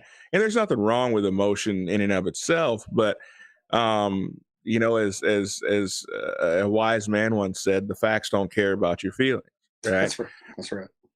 But I feel that we have to do a better job of teaching, the next generation why capitalism is the way, and I think, tying into, the Kendall Quells story that we just heard. Where else but America, and that is because of capitalism that we have stories like that, where a guy can, regardless of where he starts in life, can rise to just incredible heights because of the system of government and the system of this free market system, right? It's just really cool, really cool to see. So I'm excited for it. And that's part of the reason why we're doing what we're doing with Blexit. You know, one of the things that we're working on very hard in Minnesota here is we really want to get involved with the college campuses. We want to be there, not to change anybody's mind per se, but to just give the counter argument. Yeah. Give the counter argument. This is why we do what we do. This is why we say what we say, right? And have you thought about it from this? I understand this is what your professor says, but have you thought about this? And I think that we can win hearts and change minds if we are willing to have those conversations with people. Now, Rusty, now you have kids, right? I do, yes, sir. And your oldest is how old? He just turned 21 in August. Okay, so what kind of conversations have you had? Is he still very conservative? You know, he likes to razz me a little, and I can't imagine why. I mean, I'm sure I deserve most of it. But he tells me, he says, "Dad, I'm more libertarian than I am conservative," which is valid. I mean, I understand that. He believes, and he's an incredibly intelligent child. He believes that, any gun law is just an abomination. He hates the fact that they have gun laws on the books.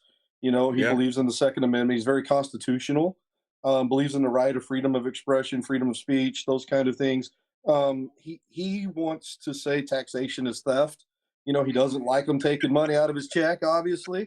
But again, he's a little bit different than what you would see in most normal 21-year-olds. I mean, he's holding down an incredible job as an engineer, already for a nuclear weapons facility, and he's leaps and bounds above what I see more of the younger generation being. And yes, I'm proud dad, so I can say that. But I think he also has a little bit of that, I think we need to change the world mentality that you see in these young people. They believe in the fact that we're going to make a way. We're going to change the way the status quo. You old people don't understand that we have these feelings and that we're, going to make waves for you, whether you like it or not. And I think that's a lot of what you're seeing. It's in the 60s, you saw the rebellion of, we're free love, free speech, free this, free that. And I think you're seeing a kind of resurgence in that generation of the freedom expression. We're going to do what we want, whether you like it or not, because you're old and we're not. I see so much of that, and I see it in him. Unfortunately, I do believe that he, probably came in conservative this time because he understands that voting libertarian is kind of a waste of time when you have no opportunity to be on the ballot. But be careful with that one now. well, I mean, truly speaking, when you're only pulling 13% of the vote nationwide, it's kind of like saying, screw you, I'm just going to throw my vote over here because it just doesn't matter. And that's the way he kind of, or we talked about it. That's the conversation we had. Sure. I wanted him to, I told him, I said, choose the one that has the best opportunity to win, that most closely suits what your feelings are. I tried to persuade him. We did tell him that he would be kicked out of the house if he wore a Biden shirt. Nothing big, but I did work to persuade him like a good parent would. We want him to be intelligent about what he does, but I did give him all the information I could and allow him to make a choice that I think he did well with. My other kids, I've got a 15-year-old who's not quite ready to be voting yet, but he's very passionate about Trump. He understands the Second Amendment and doesn't gather why people would want that to be treaded upon. He can't understand why people would see that as a threat. The Second Amendment, we live in Texas. Everybody's got a gun. He had a gun when he was 3 years old. So, I mean, he doesn't understand that aspect of it. I tried to influence him in that way. My daughter, for the first time, she's 13. She came home today and said that they had a mock election at school. And she said, Dad, she was talking to her mom. She says, I don't understand about the Second Amendment. Why does it matter? And so we had a discussion, and before we got done, she says, well, that's dumb. Why would they want to take guns, And so she understands now, and I think more people need to have those conversations with their younger kids, because what you're seeing is an indoctrination into liberalism by the schools, by the babysitters, if you will. that the parents just send their kids off to school and expect them to teach them everything. And unfortunately, they teach them sometimes the wrong thing. Wow.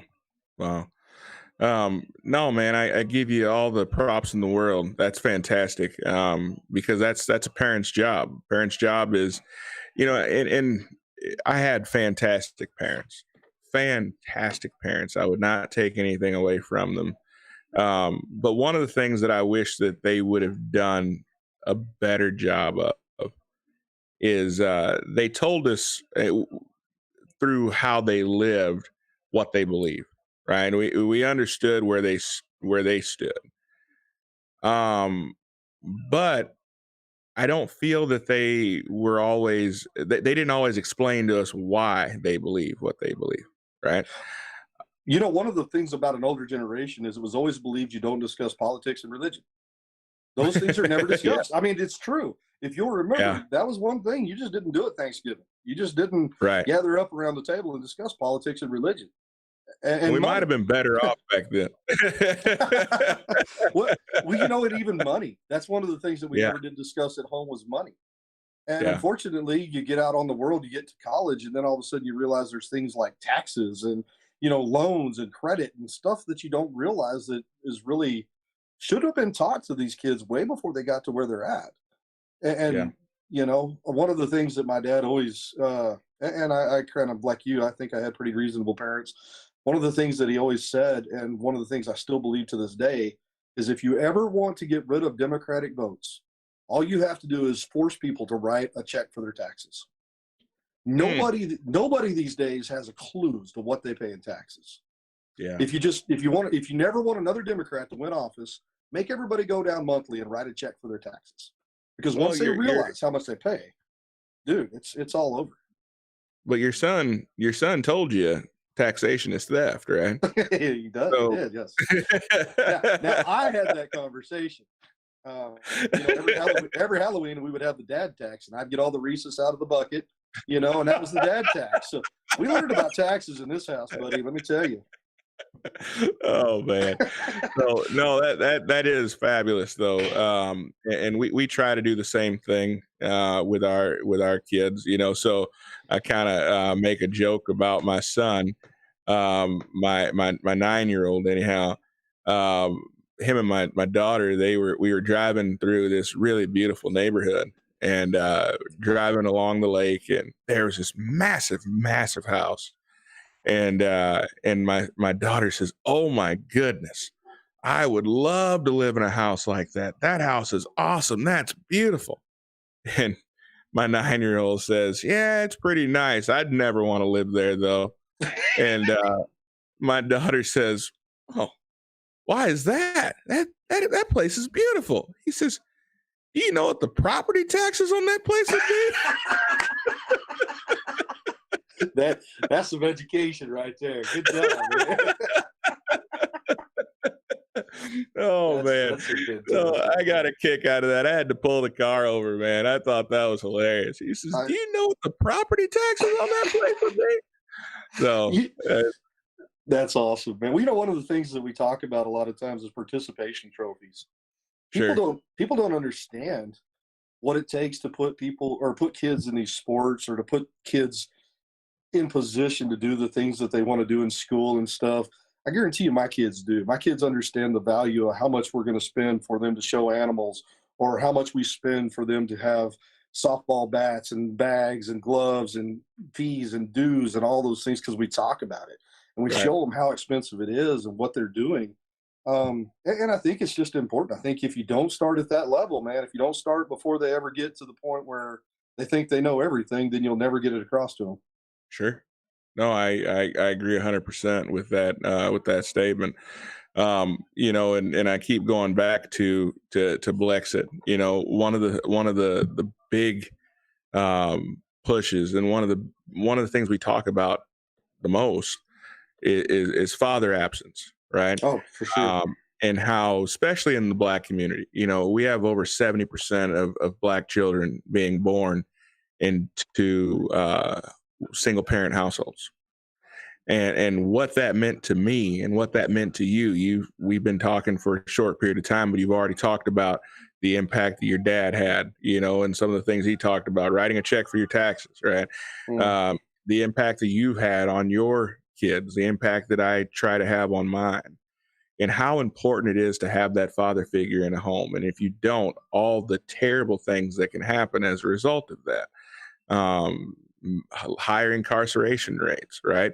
Lower college or high school graduation rates.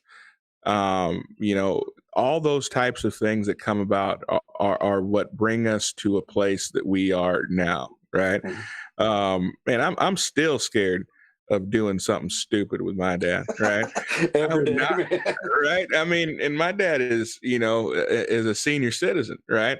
But I still have this. I don't want to disappoint him, and I also know that he raised me to have a certain set of values, right? And so I want to always exemplify those. But one of the things that we really strive to do in Blexit is to really put a premium on the nuclear family, right? Unlike the Black Lives Matter that want to destroy and to dismantle that structure of the nuclear family. We want to elevate that because we realize if we can keep families together, we can keep fathers in homes. We understand that we can bring that incarceration rate down, right? We can raise literacy rates. We can raise high school graduation rates. All of those things are then on the table, and so that was one of the things that really helping people be self-sufficient was extremely important to me, and that was one of the things that we really focus on, with the Blexit movement. So unknowingly, you hit on some very important topics, and some topics that are going to, as we move forward as a nation, are going to have to become topics on the forefront, right? We're gonna have to address these issues if we are going to continue to move forward as a free society. And I give a lot of credit to the Blexit thing because of the fact that you see it so prevalent in people like Candace Owens and Don Harris Jr. and a lot of the people who have come out into the college campuses for live events and things along those lines. Ben Shapiro, Steven Crowder, they're challenging these college kids to think, and they're coming out there and they're doing a huge circuit, and they're trying to get to these college kids to get them to think a little bit before they just decide, how they're supposed to be sheep and kind of go along with the status quo. And I give a lot of credit to those folks, man. They're doing that and they're challenging those numbers. And the sad part is people would look at you and I and they're going to say, well, you guys had dads. That doesn't mean every single mom was bad. That's not the case at all. That's not what we even tried to talk about. There are great moms, single moms who have raised great kids all along the way. And the status quo, though, is you can't argue with the numbers. The numbers dictate a pattern in the culture, and that's where a lot of people fall short. Is even though you give them the data, they don't believe you because their situation may have been a little bit different. And so the narrative is, oh well, that's just the way the black people are. That's just the way the culture is. That's not the way it has to be. That's just the numbers. And that's the way the numbers stack up. You talked about incarceration. You talked about other things that the numbers actually show for fatherlessness. And a lot of that has to go to education. I mean, they just don't get the opportunities other kids do. And this is what they're trying to push off as systematic oppression. But it's the failures of a culture, not oppression. Nobody's oppressing them except themselves. Right. It's and of course you've gotten into some heated discussions with some family members of mine with talk like that, right? Absolutely. I have, and I don't mean to. That's not what I'm here for. But yeah, absolutely. I know. But there's a lot of truth to that. One of the things that we've tried to do is to give people not the answer necessarily, but the tools to find the answers. Right. There you go. But one of the things that I appreciate is when we sit down and we talk to folks and we say, okay, you don't have to wait for the government to fix this for you. They're not going to. They're not, and they have zero incentive to do that, because if the government fixes a problem, then they can't promise you that they're going to fix the problem down the road, right? Government exists, and they gain power through fear and control. That's how they gain control, is fear. That's the only tool they have. Yeah, 100%, 100%. And so you're not going to fix it. No, they're not. And that's something that we don't talk about often enough, is how do we fix the problem ourselves? How do we become the solution to our own problem?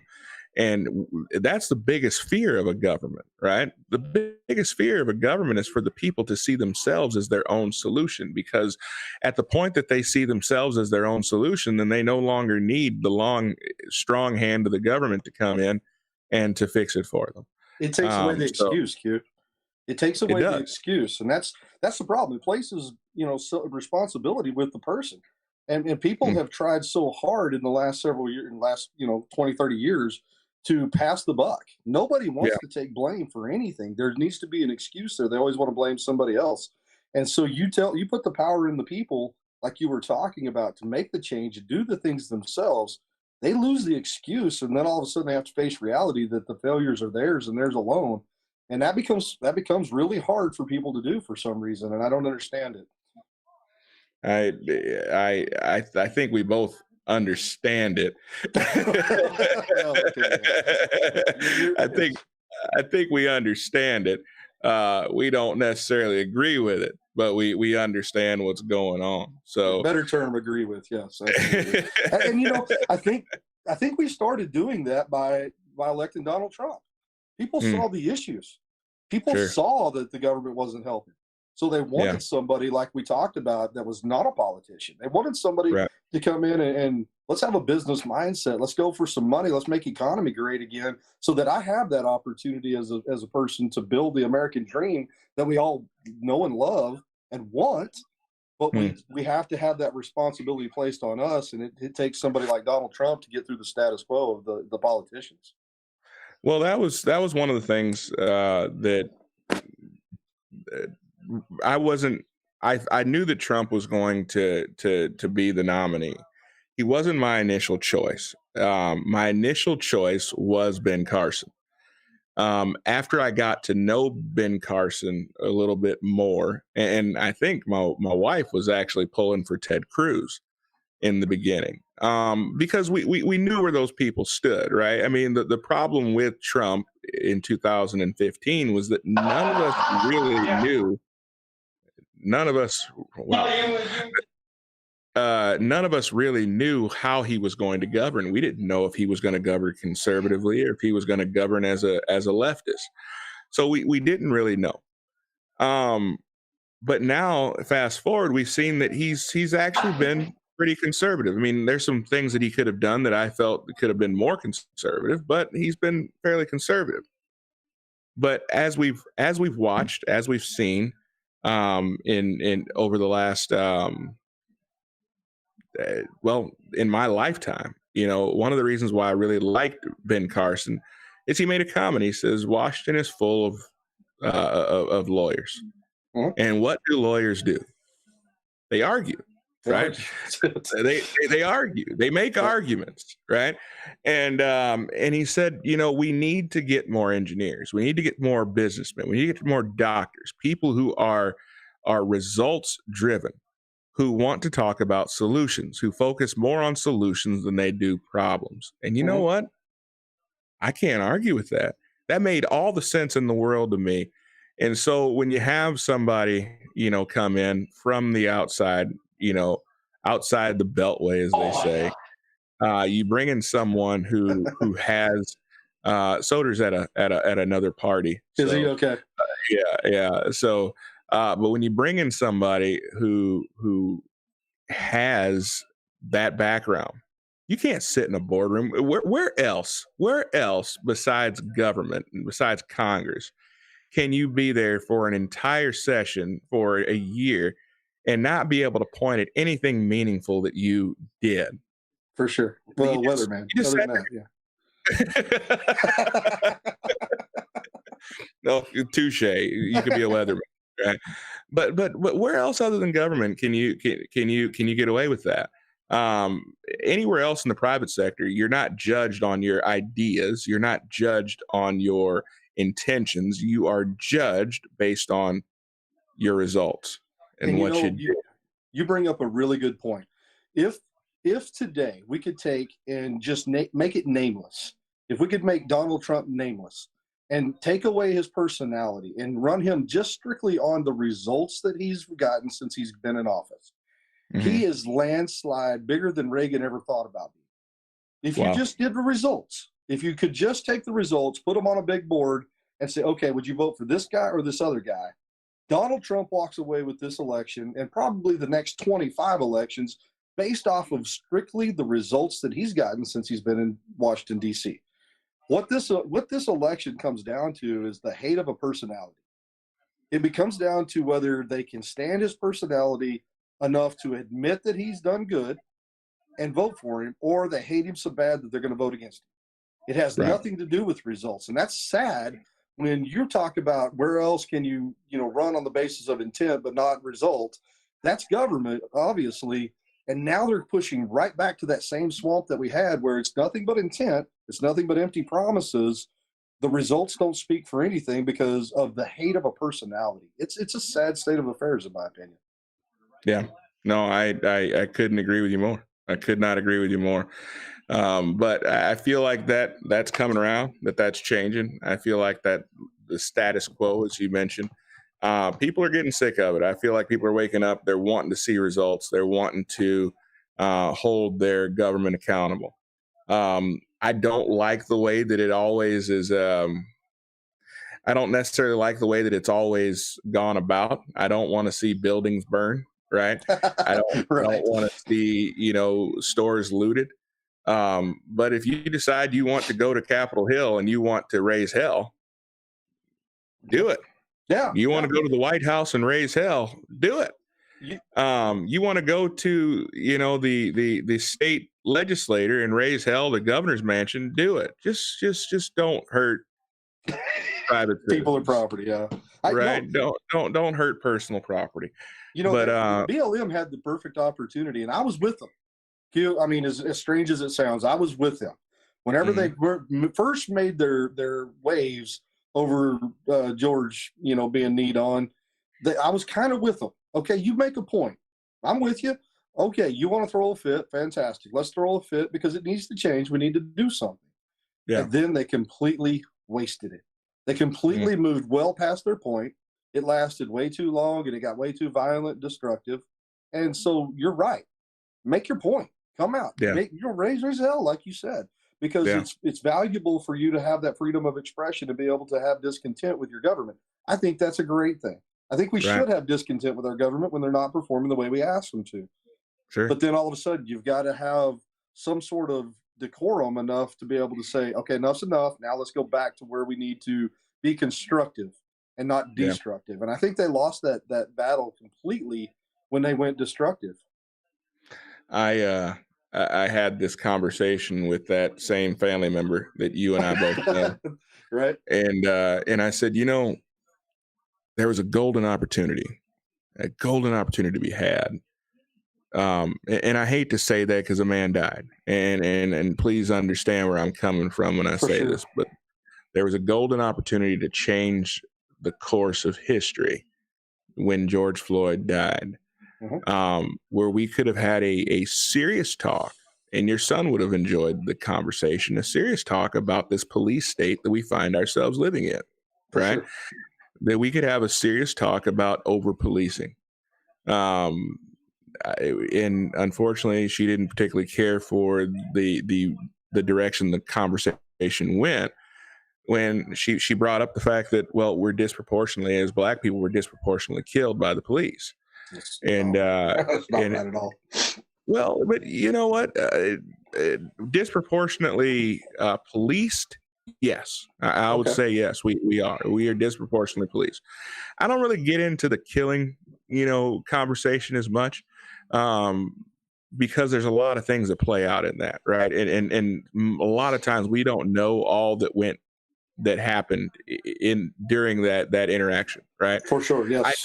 I don't believe that most police officers out here, they leave their house in the morning like, I'm gonna kill me somebody today. I don't believe that. You can't get me to believe that, right? Mhm. But at the same time, I will say this. There are a lot of bad interactions that take place with the police. So I'll give you that. I believe Yeah. But what Congress has to understand, and what our legislators have to understand, is they're responsible for this. They have to wear this, right? When Eric Garland was killed for selling loose cigarettes, right? And he wasn't killed for selling loose cigarettes, but Right. there was an interaction had between the police and him for selling loose cigarettes. Sure. Well, in a society that reveres free enterprise, right? The legislators, his blood is on their hands. I agree. Because the police should have never been called because some guy was out there selling cigarettes that he bought with his own money, and he was selling them for $5 or whatever, $1, whatever.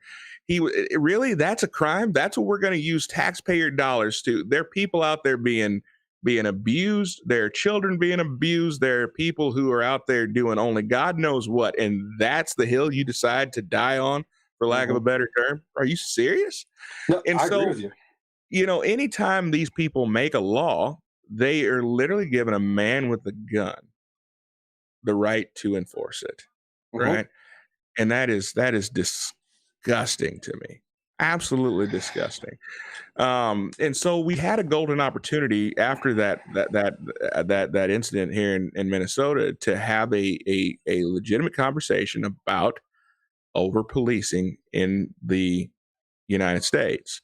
And I think everyone would have come to the table. Mexicans, Hispanics, blacks, whites, Native Americans, everyone would have come to the table to have that, because every one of us has had an interaction with an officer that we felt like we should have had, right? Sure. Every last one of us. And we've also known people that have had interactions that they shouldn't have had with an officer. But they lost the conversation. They lost track of the argument. They lost track of winning the hearts and minds of the people when they started burning private property, when they started to victimize the very people that they claimed to be protecting. It all went to hell from that point forward. So it looks like Cece is back with us. Oh my goodness, more royalty. Yes. Hello. This is Diane Napper. She just I don't know where she's been all night. She's been hiding from me. So I've been doing a little tisk. But yes, it's happy. I'm gonna shift you this way. I was gonna say, Let's shift this way. So yeah, let's get her introduced and have her talk a little bit. Let's have her, join us in this conversation. Tell us about you. Well, hello, I'm Diane Napper. I'm running for state senate in Minnesota in District 63. I have been a 30 plus year resident of Minnesota and in my district for about 20 years. I'm just ready to be a fresh voice for my district, for the people who live in Southeast Minneapolis and Northeast Richfield. It's just time for change. And I find it interesting that, people think Black people can't be Republicans or conservatives, and I'm here to prove that wrong. So I'm looking at fighting for public safety, education, school choice, creating opportunities. The stronger we have for economic opportunities, the stronger our families can be, the stronger Minnesota can be, and also making sure that we see exactly where our money's going, where our tax dollars going, and getting rid of the waste and fraud. Wow. That's fantastic. Now, but I have to thank you so much for joining us, but I have to point out something. If you didn't vote for Joe Biden today, you ain't Black. You do know that, right? I know, right? Well, I didn't, so I'm not, I guess. That's the word, right? Well, I tell you what. Well, we'll just call you a proud American. How's that work? Thank you. That is what I am. I'll take it as well. Well, thank you so much. It is such a blessing to be able to talk to so many different people from so many different backgrounds, and Cece's doing a fantastic job of wrangling some of y'all royal figures and bringing them on this stream. So thank you for taking the time to do that. So how is the race going? I actually don't know. I've been walking around a lot tonight. I haven't had a chance to check in, but I will be doing that shortly to see where I stand. Sure. I've just heard a lot of good things. People know who I am. I heard from a friend today that one of her uber liberal friends actually looked me up on my website and voted for me today. So I'm feeling good about it. Wow. You know, it is so exciting to see the conservative movement changing, right? Yes. To see so many different people from so many different places, not just in Minnesota. It's cool to see in Minnesota, but countrywide. It's so exciting to see, and meeting, you know, wonderful people like yourself, and wonderful people like Kendall, who have and even Eric, who have gone against the status quo. That's wonderful, wonderful. Yes.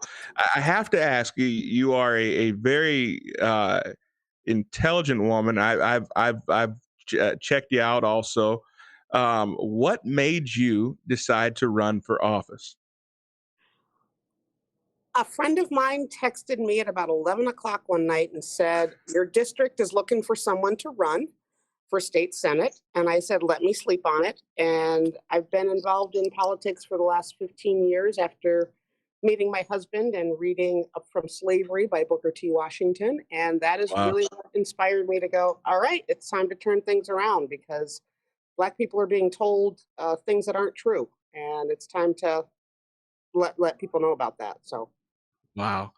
No, that's fascinating. That is fascinating. I like to ask that question because there's always that moment, right? Right. There's that moment where people decide, you know what, I'm gonna be the change that I'm looking for. So That's what we thank you. do. Thank you so much. And I look forward to seeing you get in office, and look forward to bugging you in the future, because we're definitely looking to partner with our conservative legislators. So thank you so much. You're welcome. I look forward to it too. Thank you so much for your time. Thank you. We're rooting for you. Thank you. So just to offer everyone an update, we had 3 speakers. We had Jason Lewis, Kendall Qualls, and Tyler Listener. And so I'm trying to penetrate the crowd to get to them, to maybe yank the other Jason Lewis and or Tyler, or both actually. So bear with me, guys. I'm working it. I'm working the room. Dinner has been served, so people are eating and mingling and trying to get pictures and things like that. So it's looking fantastic. They are starting. We got to teach you how to lasso. You go ahead and lasso Jason Lewis, and you drag him out here. Okay. I'm working on it. Yeah, he's fantastic. He is. He is. Yeah. That's cool. Well, fantastic. Thank you, Cece. So what's the energy like in the room? So the energy is changing. We're getting some results in. So we have some applause. They threw up some states with results, you know, too early to tell for Florida, Michigan, Wisconsin, Minnesota, those kind of things. So, you know, we're in hopes. There's a lot of jeers for Lindsey Graham when he's winning. And so, or did he win? I think they were showing progress, and there was just a really loud jeers for the Lacey Graham race. So that was, for him. So things are going really well. People are starting to loosen up. So I'm thinking that the alcohol is starting to kick in. Yeah, you can tell that people are feeling, I mean, even the kids, their children here, they're starting to run around, and, you know, kids start to sweat, and they're losing they're dropping their little sport coats, and the little bows are falling out of the heads for the kids, and they're starting to run. You know, you've been to the wedding when the kids are cutting loose. So the alcohol is kicking in. So yeah. Not for the kids though. Not for the kids. Not for the kids. Not for the kids. Yeah. Everyone's starting to get a little loose in there. So it's really great because it was a little uptight at front. But again, people were settling down. So we're at this point, everyone's just really hanging on the screens waiting for results at this point. And so, yeah. Outstanding. Outstanding. Yeah. Well, thank you for your hard work. We've just been talking about Blexit. We've been talking about the changing of the guard, the changing of the old Republican Party, and how it just looks so different. I mean, this is not the party of Bush. This is not the party of Romney, not the party of John McCain. You know, Correct. this isn't Correct. even the party of Reagan anymore. I feel like Right. Trump has changed this party for forever. You know, I feel like he has. That was something that we've had discussions with. Well, I've had discussions with both of y'all about that at various times. Cece, the next time you take off, could you please reach out to Anisha? She's having a devil of a time trying to get this link to work. Okay. Sure. Yeah, so if you can try to help her with that, that would be fantastic. I don't know what else to do. I've sent it a couple times.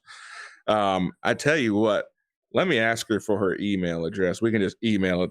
For some reason with my phone, I'll do that right now. I'll do that for you you. have her email address? No, I don't. Do you want to go ahead and reach out to her, or I can for you? I'll go ahead and ask for it. Okay. So I want people to hear her story, man. She is a lightning rod. So I'm definitely excited for that. So, well, Cece, you are definitely the star of this show tonight. So thank you so much. Bring in some stars. I'm bringing in the stars. So bear with me. Guys. Well, You're doing a fantastic job. Stars recognize stars. I actually put you guys down on the floor to charge you. And I had a gentleman actually sitting next to the phone and listening to the show. So he's like, "Ooh, they're really talking about some good stuff." So you have a crowd here. The people are tuned in here live. So keep up the good work, guys. Keep it up. That's awesome. Thank you so much. Yeah, I'll tune back in. Appreciate what you're doing. All right, sounds great. Okay. All right. I'm not sure I was comfortable with that exchange. There was a lot of words there that made me uncomfortable. she said penetrating the crowd and everybody listening up, and I mean, there's a lot of things there that made me a little bit, Oh my goodness! No, it's I was considering going, but of course, Minneapolis from where I live is about 2-hour drive. So I'm out in the country, and I thought, oh man, go all the way to the Twin Cities. And plus, I'm not going to lie to you, I fully expect that this state is going to go red. And I do not know exactly how that's going to be accepted in the Twin Cities. So I thought, I'll probably just stay out here in the stick. See, it'd be really tough for me to blend. You might be able to blend, but I couldn't. There's no way. But you're absolutely wrong. You're absolutely wrong. That's true too. I'm serious, man. I'm serious. The thing that really frustrated me is I felt that Black people in that whole situation were allowing themselves to be manipulated and used. Yeah. The majority of the people who were starting fires and the looting part I can't, but starting fires and raising hell were white kids. Yeah. Majority of them were. Antifa hijacked that movement, and I'm not saying that the Black people were in the right. That's not what I'm saying. But what I am saying is that a lot of people looked at it as, oh, look at these unruly Black people. And yeah, there were some unruly people in the bunch, but overwhelmingly, I mean, I was there, I watched it. The overwhelming majority of the people, were white kids who were looking for an opportunity to hijack a movement, and that's what they did. Miss Anisha, how are you? Hi, can you hear me? I can hear you. We finally did it. I know. It felt like it took forever, but I'm here. It's nice awesome. So it's fantastic to meet you as well.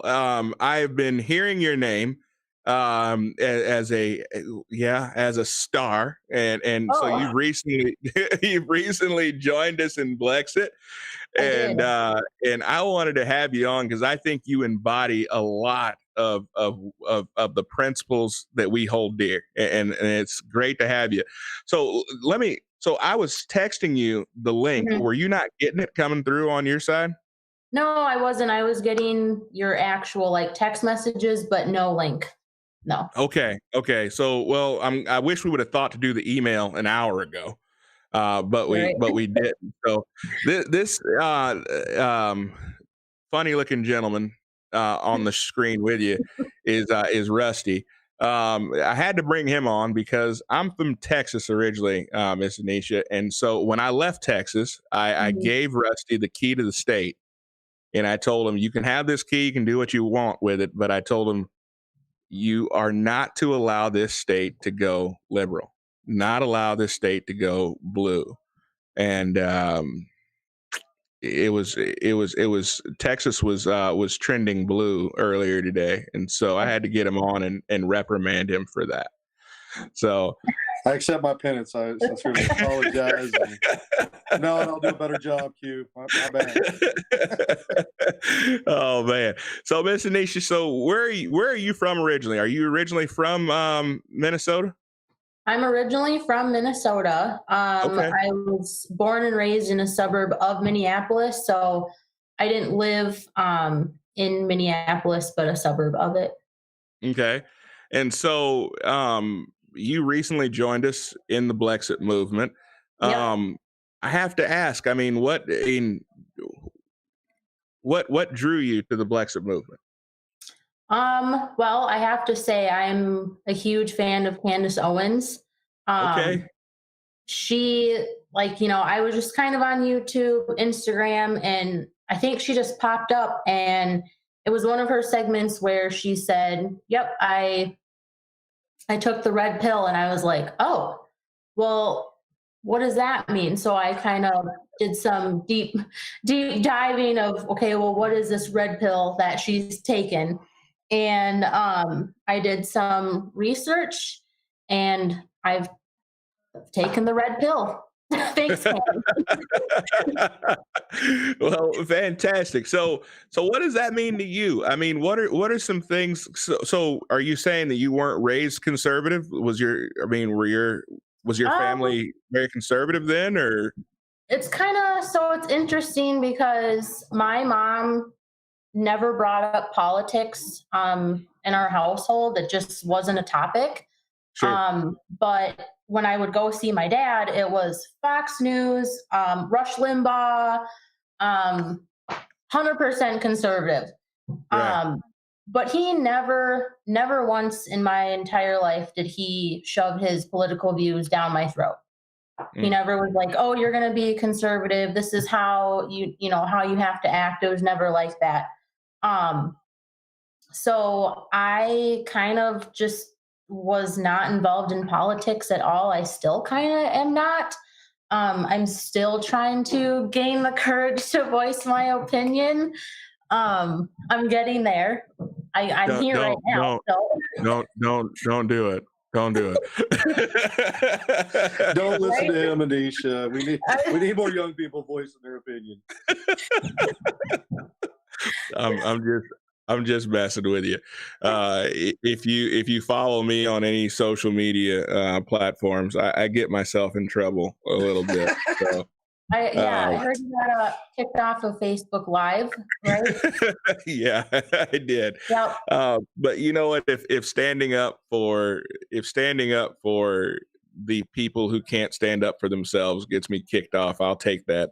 I'll take that. So, okay. So when you talk about the red pill, I mean that Mhm. means a lot of different things to a lot of people. Obviously, it would seem as though that meant that you had some things that you believed to be true, maybe, or that were things you hadn't thought about that when brought to you in a different way, you thought, wait a minute, maybe I've been thinking about this all wrong. Is that fair to say, Anisha?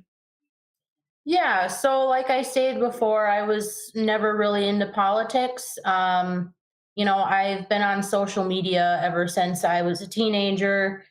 That's probably where I got most of my news. Right.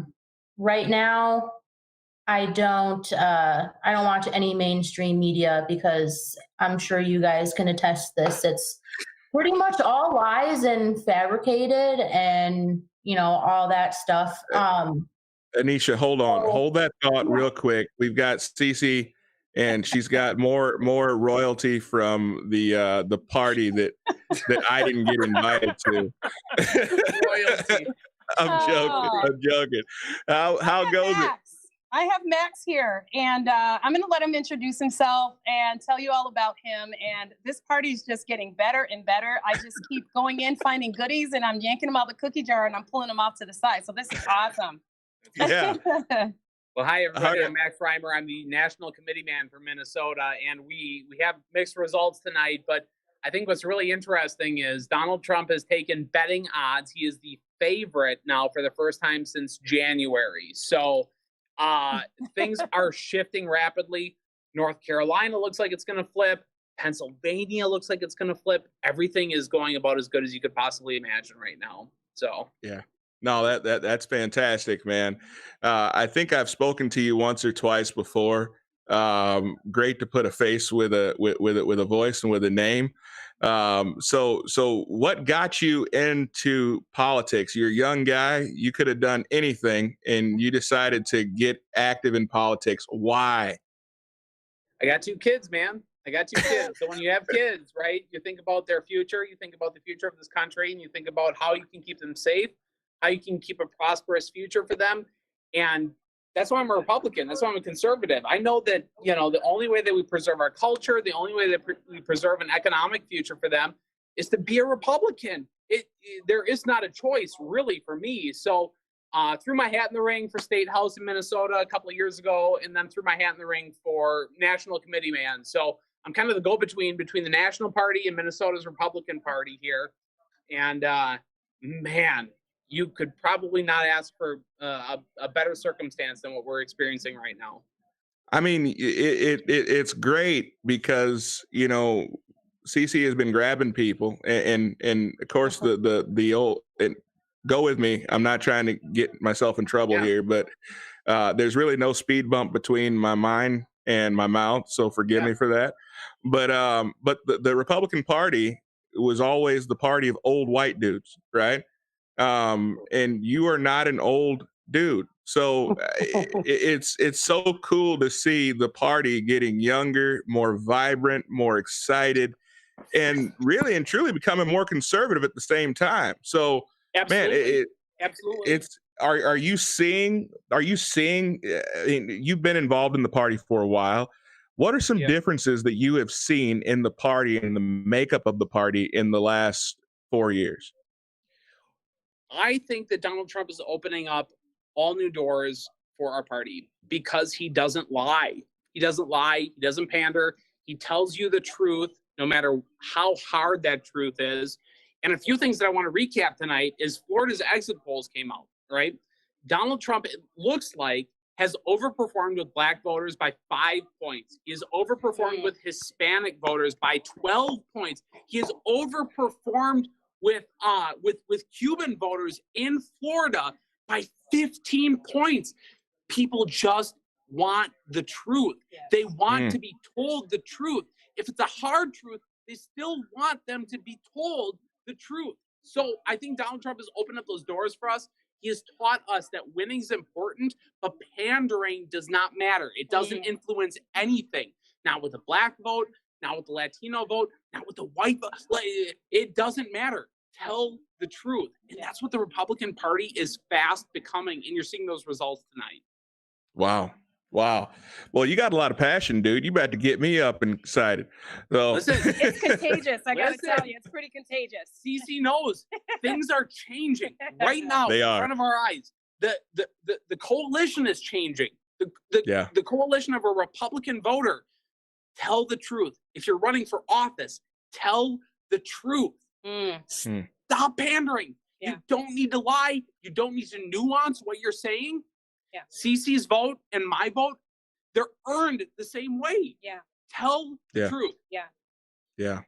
Yeah, no, that's if people do not change, especially when I say people, I'm specifically speaking to Black people. If people's minds and hearts are not changed after seeing a presidential candidate come out and say, if you don't vote for me, then you are not Black. Man, that is probably one of the most disrespectful things that I've ever heard in my life. That you can look at somebody and you can tell them that if you exercise your right to vote and you do not exercise it the way that I want you to exercise it, then your identity, your Blackness is called into question. Right. I can't see how any Black person hearing that could pull the trigger for him. And I'm just saying. I mean, there are consultants who are paid $1,200 an hour to figure out how to win the Black vote, right? That's a thing, right? Like, how do you talk to Black people? If you're running for office, where do I apply for that job? Listen, go to DC. They're all over the place. If I'm a candidate, if DC's a candidate, if you're a candidate, tell the truth. There you go. The truth. The what the hell do you have to lose all over the place? If you're a Hispanic voter, if you're a Black voter, just tell the truth. Yeah. That people try to mix this up, make it more complex than it is. But Donald Trump is going to win tonight because he has told the truth. Yeah. He's told the truth to you. He has told the truth to me. He is certainly not perfect, but he is a truth teller. To the best of his ability, he's a truth teller. Wow. That's awesome. Max, you got me excited, man. You've got me extremely excited. Something's happening. Something's happening right now. It is. And I fully expect that when it's all said and done, this state will be red for the first time in a long time. So I believe it will. I believe it will. And it's because of energy just like that. So fantastic. Good to see people want something different. That's cool. So thank you for joining us, Max. I know you probably want to get back to the party, but thank you for taking the time. Thank you for everything you guys do, and pay attention to Minnesota, because if it doesn't flip this year, it may not ever flip, but I think it's going to. I think we said that. Well, yeah. We if it's going to happen, this is the time. Yeah, this is the time. That's so right. Awesome, man. Well, thank you for taking the time. Thank you for joining us. Awesome. All right. So thanks, Max. We'll talk soon. All right, we'll talk soon. Yep. Yeah, you're welcome. Boy, we he is. I just It's fascinating. We've got Anisha finally was able to join us. I see that. That's great. Yeah. So we've got a traffic jam in here. We've got a lot of really amazing people in here that have all gathered around, and I'm excited to hear from everybody. So Rusty's been a trooper. He's been in here chewing the fat with me. So Miss Anisha, are you still with us? Before you do that, I'm going to go ahead. I'm going to see if I can go snag up someone else. I'll let you continue with Rusty and Anisha, and I will return. And I think we have some Blexit royalty here in the house too. Awesome. Yeah. I think Aaron is here with us. So what a night. Yeah, right. What a night. What a night. What a night. So Miss Anisha, so are you? Do you consider yourself to be Republican, or how do you? I know labels are terrible, but well, if I were to have to define myself, I would consider myself a libertarian who leans more conservative. Okay, all right, conservative libertarian. So I say that I'm a small L libertarian. So okay. So I think we're both on the I'm a little bit more socially conservative than most. So we probably would agree a lot as far as that goes. So but so you talked about Candace, you talked about watching some of her things and some truths that she talked about resonating with you. tell me, what were some of those things that really resonated with you? Things that Candace talked about. I would have to say the biggest one is the victim mentality. I was never raised to feel bad for myself. I was never raised to basically, you know, be a victim. And she talks a lot about that and how the Democratic Party tries to basically convince people of color, you know, that they need to be victims. I don't believe that to be true. I believe that we are strong. Everyone is strong in their own way, and you know, yeah, you know, the whole thing with like government funding and you know getting handouts, you know, that's great. You know, if we need help, but eventually we got to work our way out of that. You know. Wow, that's that's awesome. That's awesome. I think that the greatest thing that God gave us was a free will, and the ability to think through things. And when we give up that right, man, we give up one of the most beautiful things that God ever gave us. So, you know, good for you. Good for you for deciding to dig in and being willing to just search for truth, you know, to search for truth, to say red pill, wait a minute, what does that mean? You know? Exactly. And to dig into that is so fascinating to me. And when we talk about Blexit is a nonpartisan organization. We are not trying to make a bunch of Republicans. That's not what we're all about. What we are about is letting people know that they can choose for themselves, that they can vote their own conscience, that they are not beholden to Democrats. They are not beholden to anybody. They can be their own person. They can be individuals, that Black people are not a monolith. And people of color are not a monolith. We do not have to vote some way because that's the way our parents voted. And you know what? I'm seeing a lot of young people, a lot of people of color who are waking up and saying, you know what, why have we been doing this way? I mean, the Democrats have promised us this stuff for 40 years, and we're not seeing anything different. Let's try something new, you know? Exactly. So that's fantastic. Well, I am super excited to see you at the next Blexit event. Hopefully you can make it. We'll make sure we keep you up to date. Absolutely. Yeah. And want you to meet somebody though. And Justin, I'm so sorry, man. We're gonna get to you here in just a second. And I think you'll like Justin because I think Justin's got a little libertarian streak in him too. So, but Ron, are you there? Yeah, I'm here, bro. I'm here. Yeah. So Aaron is actually the Anisha and Rusty and Justin. Aaron is actually the boss man, right? He is the director of Blexit Midwest. So which states are those, Aaron? All right. So as far as the active states that we have right now, we've got Minnesota. You better name that one first. Oh yeah. We got Minnesota, Michigan, Ohio, Indiana, Wisconsin, and we'll be launching the Missouri chapter on November 6th. You want to know what all those states have in common?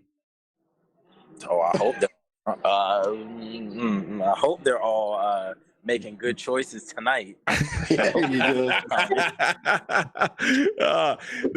Well, it looks like the only one that's not pink right now is Minnesota, but the night is still young. The night is still young. So, but yeah, so we've been talking to Anisha. Anisha is a shining star here in Minnesota.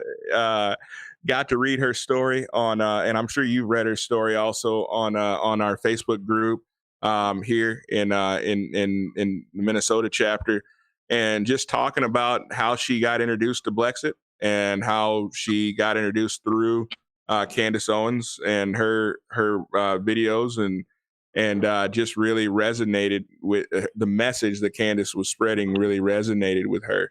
And that's just, it's a cool story, man. It's a cool story because that's what that's why we're here, right? That's why we got involved with Blexit in the first place. So it's exciting, man. I wish that you would have gotten a chance to meet her when you were up here. That would have been a lot of fun. Well, we'll definitely put that on the to-do list next time I'm up there. I'm hoping it'll be sooner than later. You guys have just been, man, when I say trailblazing, as far as what Blexit has been doing, the Minnesota chapter has been right there at the forefront. Not one of our original chapters, but moving like you guys are. I mean, membership. You guys actually still hold the record, by the way. I'm not sure if you know that California had a huge month this past month, could not break the record. And that just goes to show how amazing Minnesota has been and what we have in store out there. I think you guys are really going to be the heart of our Midwest, to be honest with you. Man, we're going to be the heart of the country. Yeah, of course. That's really what we need. That's really what we need. As we're out here spreading this message, and what the message is, you already know what it is: the message of freedom, the message of godly principles, the message of hard work. You guys are definitely showing that off to everybody. So, I mean, first, thank you guys so much for what you're doing, and even just having this live stream. I know a lot of people are out at parties right now, and you could have been putting your time into something else, but you're right here going along with everybody, making sure that they're getting the information as it's coming in. So yeah, no, man, that's there's nowhere I'd rather be tonight, but here with my people and having meaningful conversations, man. So this is fantastic. I'm here for a reason. So and Cece is bringing some heat, man. She's bringing in some fantastic speakers, some fantastic legislators. This movement, this conservative movement is changing unlike any, and it's fast. I mean, it's happening so quickly. It's happening so quickly. I mean, if you would have told me to describe what conservatism looked like in 2015 versus what conservatism looks like now, diametrically opposed, completely different. So it's cool to see that. So I wanted everybody to get a chance to meet you, Aaron. Not everybody has gotten a chance to meet you personally, but definitely wanted to get you here. Tell us about what's going on, because you are in North Carolina, I believe, correct? Yes. So a good friend of mine, one of the other original members of Blexit, she helped us launch the North Carolina chapter about a year ago. She put together a watch party out here. So I didn't go to one of the big RNC parties. I came over here to help her out, and it's been amazing. We've got food and everything. We're right here by the screens. We got two big screens going. From this, I mean, this night has been crazy. We were a little worried earlier, but all of my people out in Charlotte, my inside people, they've been telling me that North Carolina was going to be good, and now it's looking like a toss-up. I think we're up by 0.4 or 0.5% right now. Okay, it looks like we're doing well in Utah right now as well. In North Carolina, we're up by about 0.5%. And okay, that's with 90% of the votes in. So this 10% is going to be crucial, but I'm pretty sure we're going to edge it out. Tom Tillis, he's one of our senators. He is ahead by a pretty decent margin, and that's what I've been gauging it by. I've door knocked for his campaign this whole year, and there was a lot of question marks as far as whether or not we're going to be able to pull out some strong conservative victories. I think Cal Cunningham is up on him by about 17 points like 20 minutes ago. So as these last couple people are being counted, I know an hour ago, someone I know personally was at the poll, said he had just voted. So there were people who were in line who did not give up on it. That's going to be the game changer right there. Wow. That's that's what it's all about, man. That's what it's all about. This was going to be an entirely different conversation if you would have joined us an hour ago, because I was sitting here, I got my screen going in the background, and I am not watching Fox. I am watching MSNBC because my favorite crybaby, Rachel Maddow, is is hosting, and when they have to come on and project the winner of the race tonight, I wanted to come from her. I brought my brother out here to the event, and he said he only came for the leftist tears tonight. Oh my goodness. So let me ask you, I know you have to get back to the party, and I promised you I wouldn't keep you long, but I want people to hear your story, man. So you were raised in a strong conservative household. Your parents are both strong conservatives and Republicans, and that's how you came to be a member of Blexit, correct? Incorrect. Incorrect. All right, so give us the facts. Give us the facts.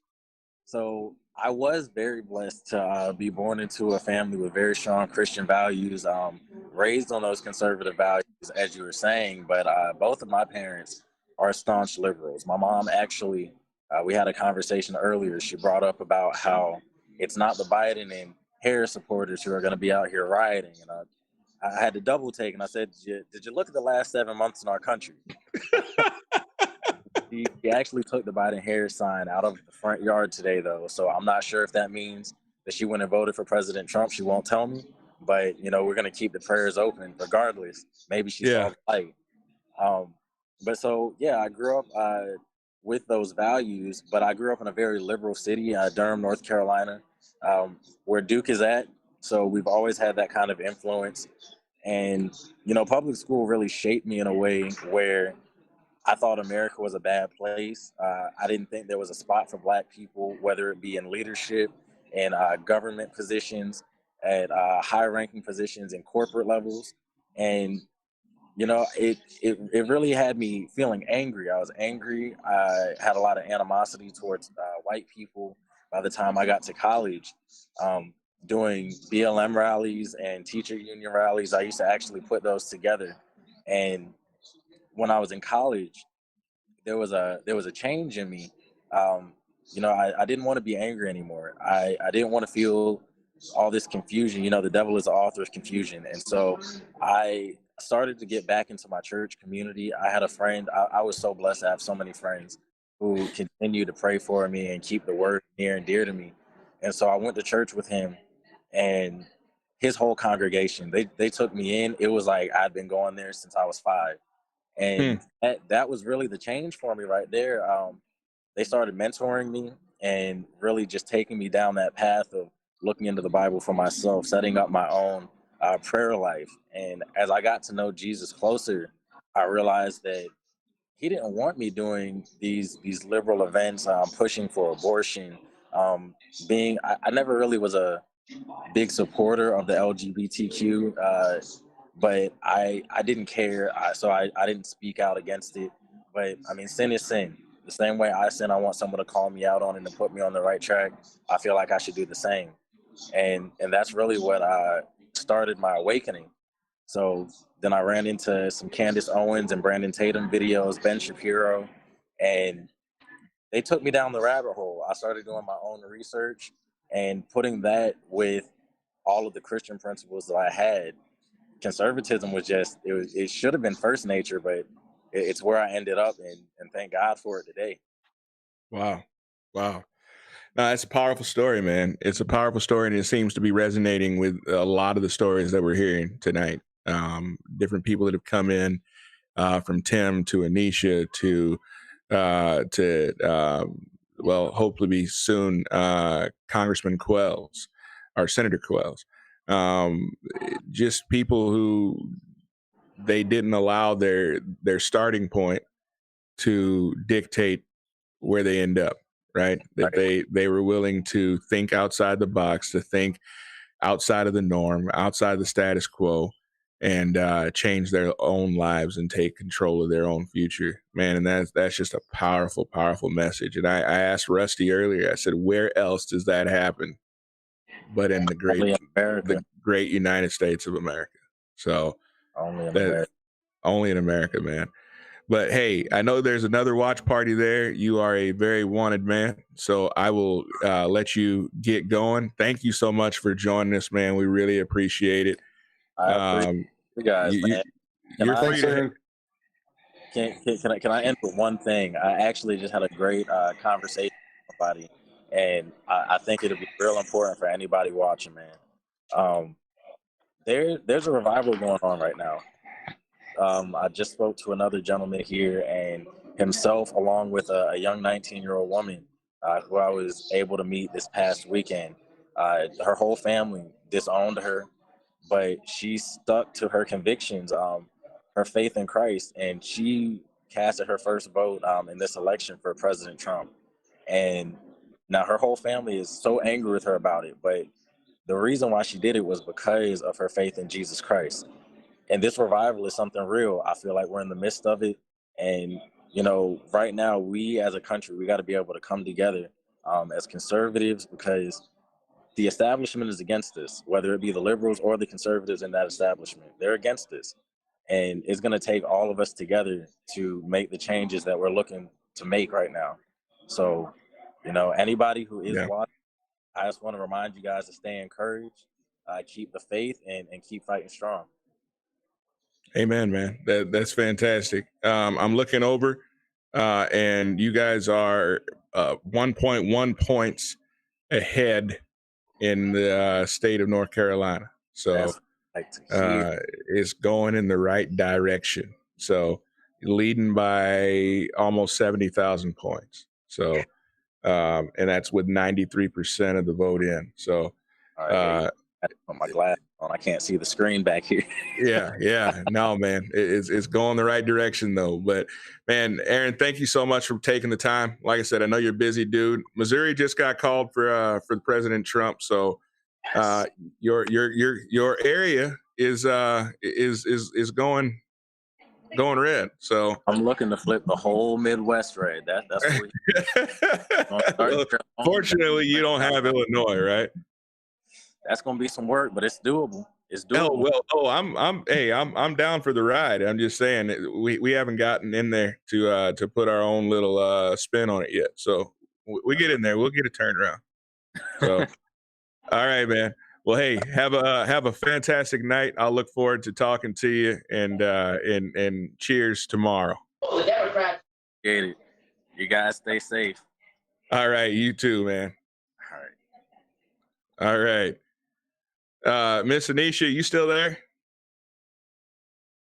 Yeah. Yep, I'm still here. All right. So, Justin. Yes, sir. All right. So, I'm not gonna hold. I've known your dad for a while. I'm not gonna hold that against you. Please don't. So, but he said you were watching. You wanted to come in. We definitely wanted to have you in. He was talking to us a little bit about. He's really proud of you. Really proud of you. He said a lot of really nice things. So you're gonna have to say some nice things about him too, just to make it fair. But he, life's not fair. I don't know that I can do that, actually. Hey, be careful. You're starting to sound like your dad. So, oh no. So, we were talking a little bit. He said that you could fancy yourself conservative, I guess, but consider yourself to be a little bit more libertarian. Yes, sir. Yep. Libertarian and conservative is actually a classification, if you didn't know. I just call myself a small L libertarian. So yeah, So I am conservative, and I do like a lot of things that libertarians stand for. I just feel they have a lot of work to do as far as their party platform goes. They do, and that's something I've been preaching to my local libertarian community, is that it's got to start local, and it's got to start on the state level. As far as I'm concerned, libertarians, they haven't gained a debate stage yet, a national debate stage at least, and libertarians, they need to gain a lot of ground compared to the other two parties. The other two parties have a pretty good stranglehold on as the national platform, at least as far as who gets their voice heard. And the libertarians need to gain a lot of ground. And actually, what you've seen in the last 4 years is conservatives have actually started leaning a lot more libertarian than what they think, in my opinion. And so I think there's a lot of meeting in the middle that conservatives and libertarians need to address, that they don't really realize. If you look at somebody like Senator Ted Cruz, who was very conservative in 2016, he's become a lot more libertarian in the past 4 years, and I see that from a lot of conservatives. And so I think that the two parties need to merge pretty heavily, especially if Trump wins this 2020 election, in order to secure the next election for people that want their rights and liberties. Yeah, and we've actually been very open to libertarians as far as our show goes. We had, I don't know if you followed the primaries for the Libertarian Party, but we had Adam Kokesh on in the middle of the Libertarian primaries. He came on the show, talked about his platform. I really enjoyed it. I really liked him. Seemed like a brilliant candidate. Some of his views were a little bit out of left field. You know, I consider myself to be somewhat pragmatic. He was running on ending the Fed, and I love the idea. Don't get me wrong. Ending the Fed sounds great.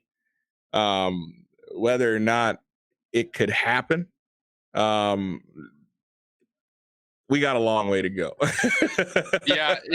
You know, Q, that's one of the things I always talk about libertarians, though, is the fact that a lot of their things are so they're on the fringe of being extreme, whether it's practical or not. You know, I mean, we can't completely end taxation.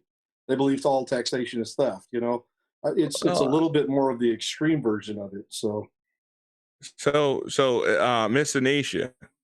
Yes. So, do you agree with that taxation is theft? I do to a certain extent. I guess I can't answer 100%. I'm not. I don't know a lot about taxes here, so. But I would like to say I don't like paying taxes. I can tell you that. But I can understand. No one does.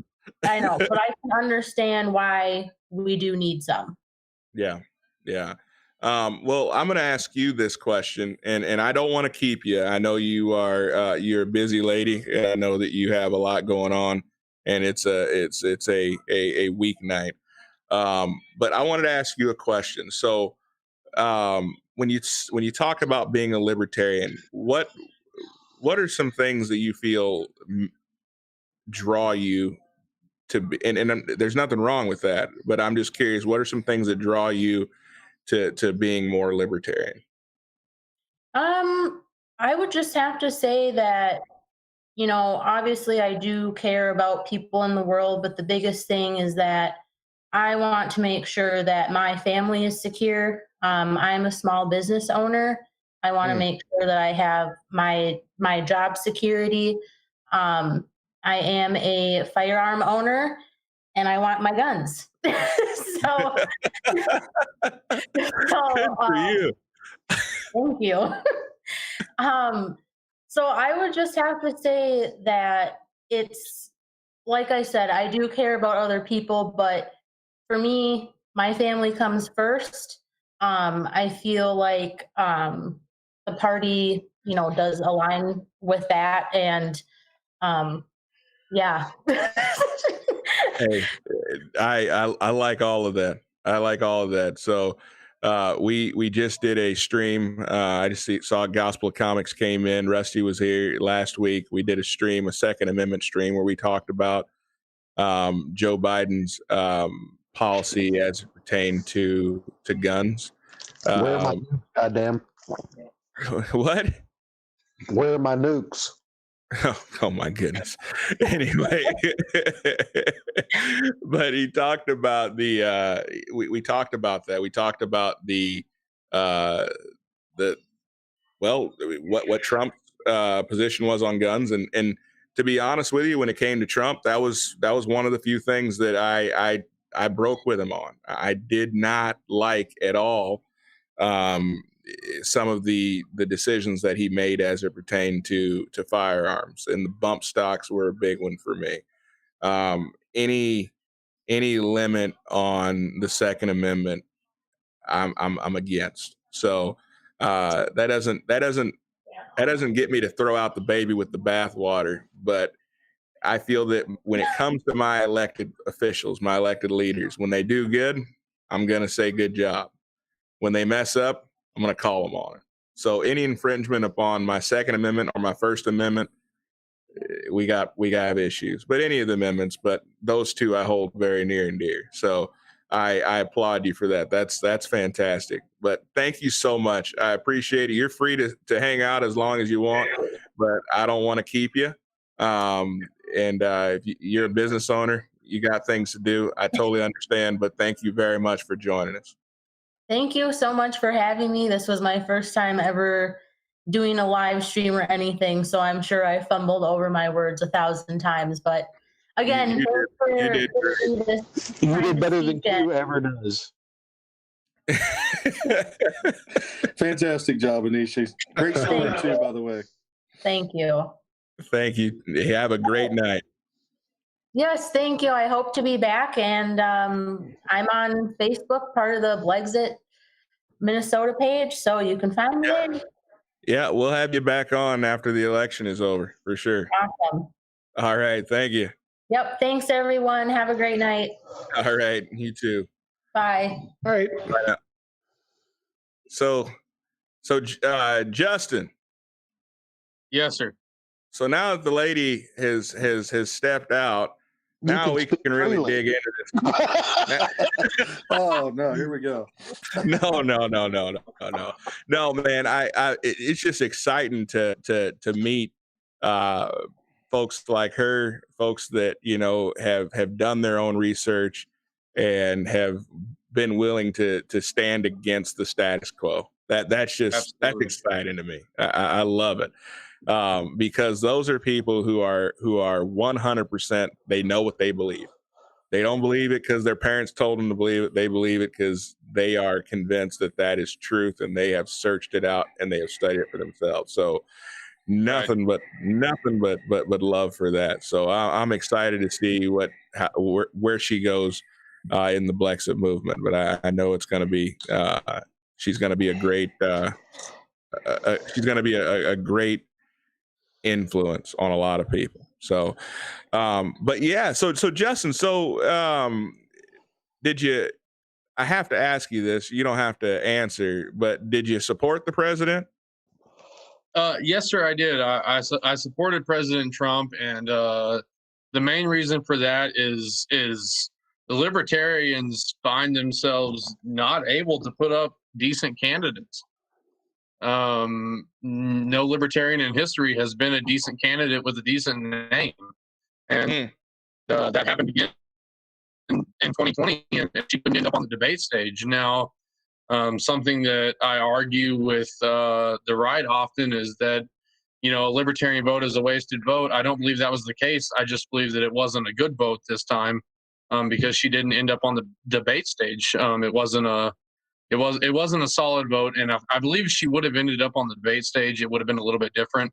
But yes, I did support Donald Trump this time in 2020. I did vote actually libertarian on a few of the state elected races. So like I believe my district representative, there was a libertarian option. I voted libertarian there. I believe that nationally, libertarians don't have a chance at this point, but statewide, I think that's where it needs to start, and that's where libertarians need to start voicing their movement. And but yes, nationally, I did support the president, President Trump. So now we have some libertarians that are very close to the show. Right. Hi. Oh man, here we go. I wasn't gonna name any names, but there. Well, I was gonna say real quick before you guys get into it. I love all you guys. Thanks for having me on. I got to run because I actually have work tomorrow, and I came in pretty late. But Church, you've never run a day in your life. Stop it. Well, I mean, I briskly walk sometimes. But here's to, as Lil Pimp called it, Trump 2020. Glad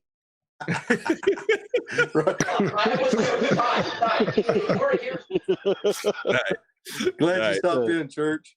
Hey, man. You guys have a great one. Yeah, great talking to you, man. Thanks for support. Thanks for joining us. So Justin, this is interesting though, because there are a lot of people that consider themselves for a very long time to be staunch, who are liberal, right? And they're not quite ready to go all the way over to the Republican side because, I mean, let's be honest, most of us live in the middle somewhere, right? And unfortunately, we've got to this place where, I mean, the sides are so far apart, right? That there's no place for the gray, right? And I feel that unfairly, the Libertarian Party has been deduced to the party of weed. You just want to smoke weed without without anybody, without anybody getting mad at you. Absolutely. And whoa, wait a minute. What do you say? No. So we're talking about the Libertarian Party and Libertarian movement, and I think that's a really unfair deduction, right? And I think that most people, in talking to Anisha, someone who hasn't been involved in politics for too very long, and says she really doesn't like discussing politics per se in a formal setting. I mean, she hit the nail on the head. You know what? She puts her family first, number one, and number two, she wants her guns and she wants the ability to be able to protect her family. You can't fault somebody for that. No, sir. No, you can't. And you kind of you hit one of the main stereotypes of libertarianism is weed. That's what a lot of people think, especially on the right side, is that libertarians want their weed and they want it now. And that's somewhat a true statement, because weed's a big topic. Weed's a big topic between everybody because it is so prevalent right now. But I think the main thing with libertarianism is personal liberties, and you're right. It is all the people in the gray that I feel like still hold American values of liberty. I think where we find ourselves is not a political standpoint, but a cultural standpoint of where do people become free. And I think that's why there's a bigger middle than what everybody thinks. Everybody thinks that this is blue or red, but I don't think that's the case. I think there's a lot larger middle section than what everybody wants to think, and that they're either voting red or blue. I don't think everybody directly lines with red or blue. I think they're voting that way because they think that they have to, and that falls along issues of abortion, of weed, of guns, of border issues. And so I think that's where whatever candidate wins, and it's looking like it's going to be Donald Trump. I'm trying to follow the live stream right now. I think that candidate really needs to pick up ground in the middle. They talk about how we're losing the middle in the political race right now. I don't really think that they are. I think that the people are just voting the way they have to secure their rights, and the American vision. And a lot of people get labeled libertarian because they secure the American vision. And I don't think that's the way it is. I think a lot of people are just voting the way that they have to.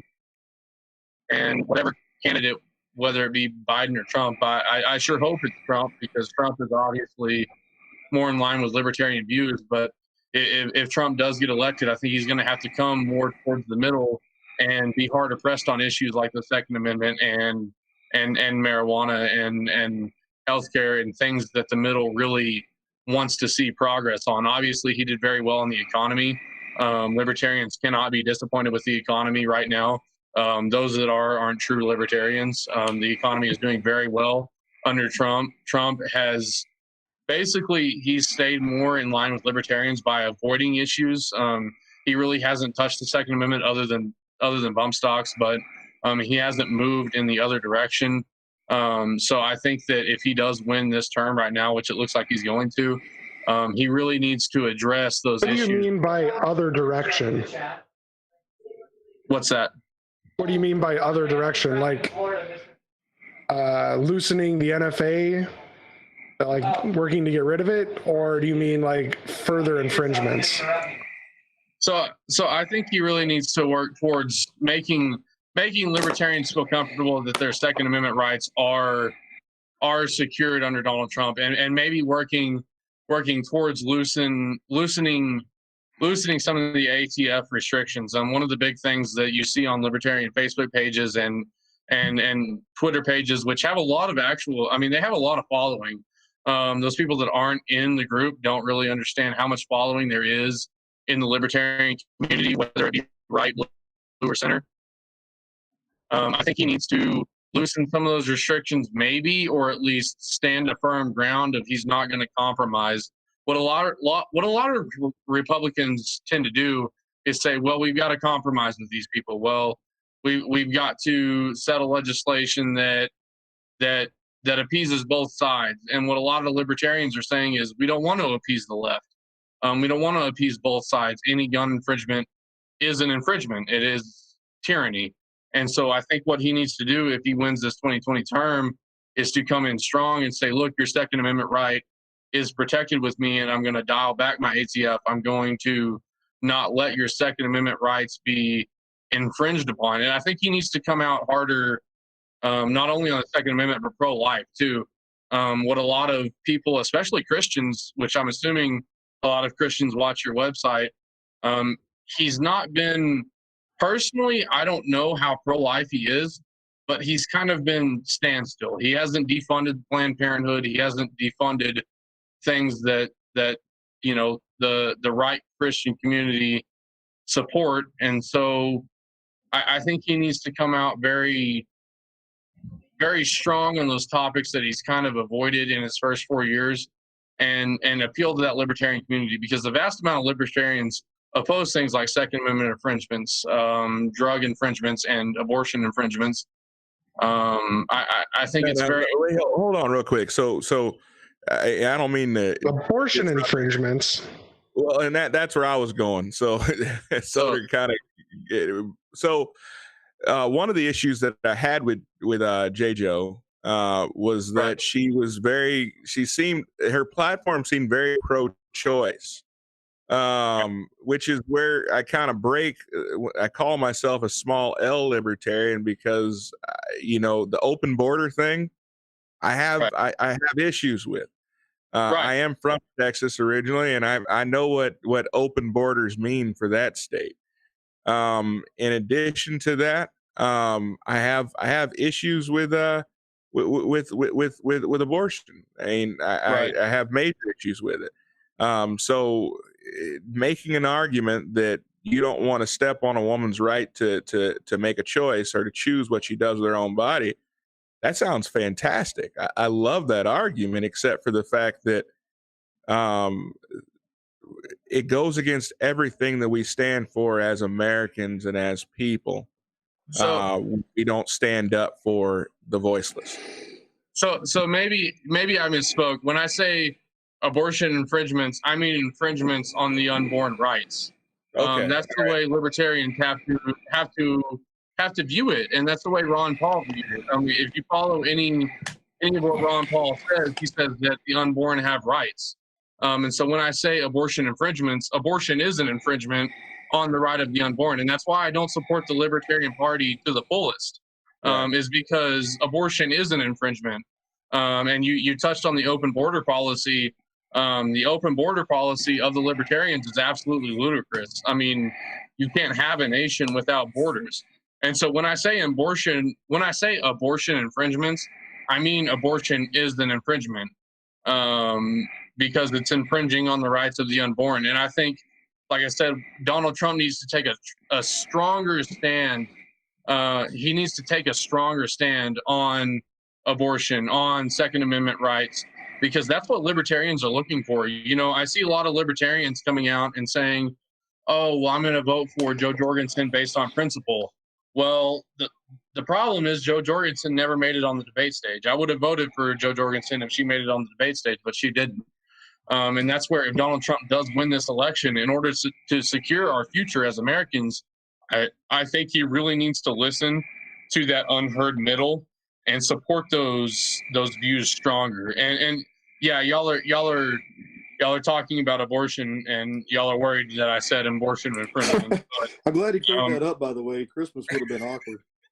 Yeah, no, I absolutely oppose abortion to the fullest extent. Abortion is an infringement, and that's what most people don't understand, is that. Haas, let me ask a question real quick, Q, if you don't mind. We were talking earlier about first-time voters. We were talking about college kids. We were talking about a lot of the things, right. And this is why you were brought up in the conversation, and why we asked, or why you were joined, is because those questions are still fresh on a lot of people's minds. What are these first-time voters thinking? What is coming out of the colleges, and what are they looking at as far as issues go? Because we're not entirely sure that it's not just a parrot of liberal indoctrination. We want to make sure that there is some critical thinking in college, and that's one of the things that I wanted to hear about. Was, as a first-time voter, you're a first-time voter for the president. You know, right. You're one of these new people that we talk about being on the stage. So what's coming out of the colleges? What's coming out of the areas that you're seeing in the younger people? So obviously, I mean, I went to West Texas A&M University. Out of, you know, if you could rate the most diverse campuses out of 1 to 10, I probably pick number 1. But what I'm seeing is that colleges are extremely influenced by the left and by big tech. And I think that first-time voters are coming out being influenced by big tech. They're not getting the whole picture. Big tech is silencing stories very aggressively, and you know, people my age that are first-time voters spend a lot of time on Twitter. They spend a lot of time on Instagram. They spend a lot of time on Facebook. And, you know, a lot of people talk about professors pushing their points of view. I don't think that's the main issue. I think it's big tech. And I do, unfortunately, I think that a lot of people my age are going left. That's what I see personally, even at the college that probably has the lowest level of diversity, West Texas A&M, that they're going pretty far left. And I think that's due to mostly big tech. And I think that's something that needs to be solved in this next election cycle. And unfortunately, I think if Joe Biden wins it, it's not going to be solved. But I think it's something that Donald Trump needs to put at the very front of his docket, because people my age, first-time voters, that's all we've ever known. I mean, Twitter came in when I was in, 8th grade. I mean, social media is all we've ever known. And people being influenced like that is a big deal. And first-time voters like myself that don't seek out that information. You know, I seek out a lot of information. I watch Daily Wire. I watch Steven Crowder. You have to search hard to find what I watch. I mean, you do. You have to search hard. You have to go to the second page of Google, because censorship is so high. And I believe that if people my age, since we're on that topic, right, what is the libertarian fix to that? Because libertarians don't believe in infringing upon the rights of a private company. So what is the libertarian fix to our answer to big tech? You know, and that's where a lot of libertarians lose the right, is because they don't use a lot of common sense sometimes.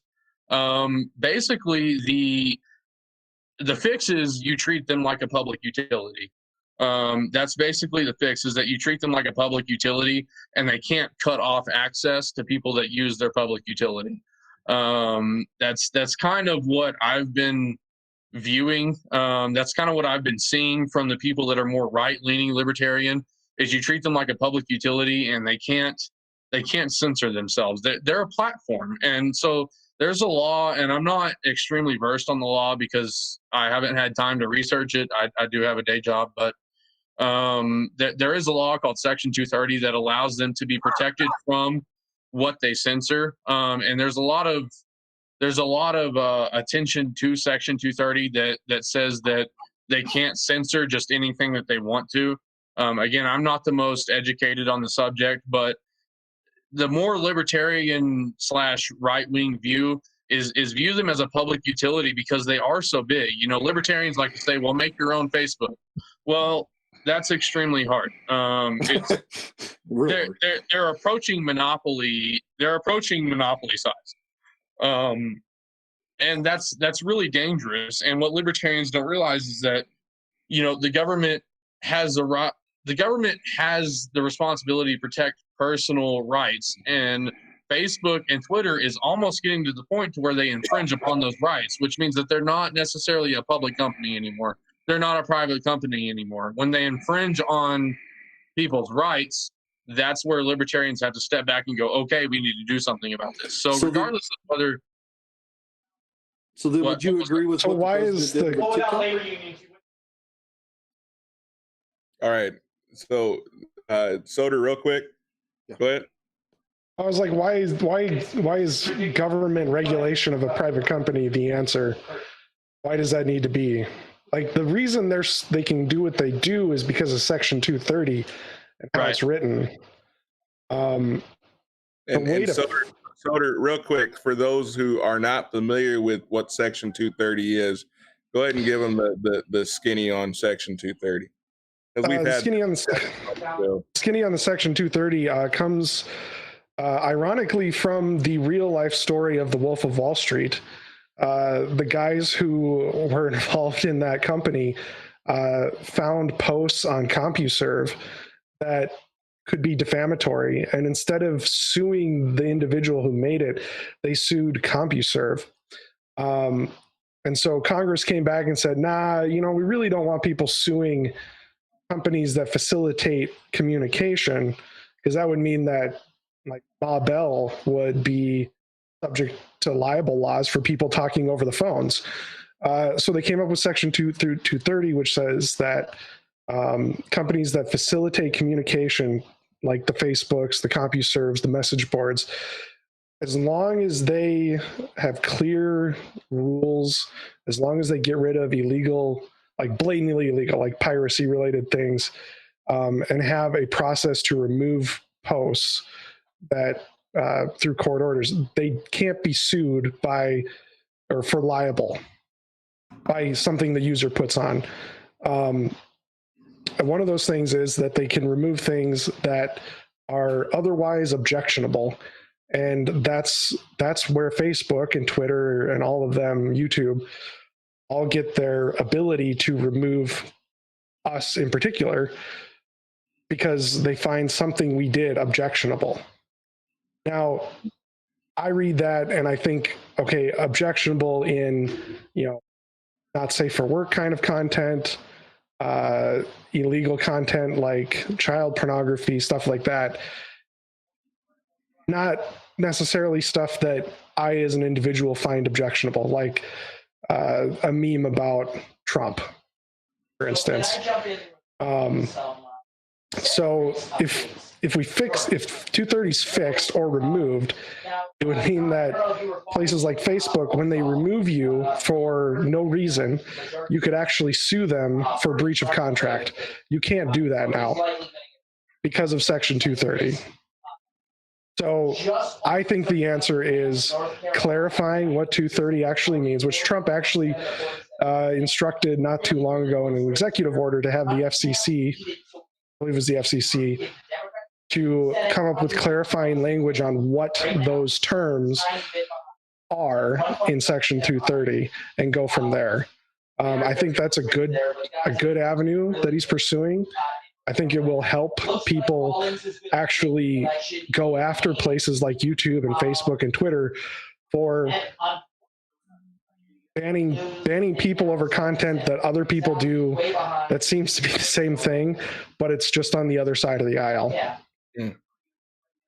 So making them public utility, oh my gosh, that gets government involved in it. And what's the thing the libertarians don't want? Government involved.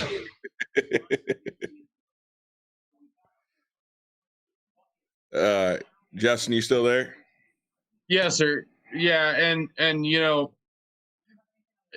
I understand what Soder's saying, and like I said, I'm not the most educated on the topic. I spend my time more in the taxation and Second Amendment realms, but when I say treat it as more of a public utility, is you can't treat it exactly like a private company. Obviously, you know, it's a very gray area, at least for me. And like I said, I'm not the most educated on the topic, but I think that something does need to be done because these are such a widely used platform that it can't just be left up to the free market, in my opinion. And I know that's not the exactly libertarian view, and that's why maybe I lean more small L libertarian, like you said yourself, Quentin. But I think that it's a very gray area, and it's something that is going to have to be a bipartisan or even tripartisan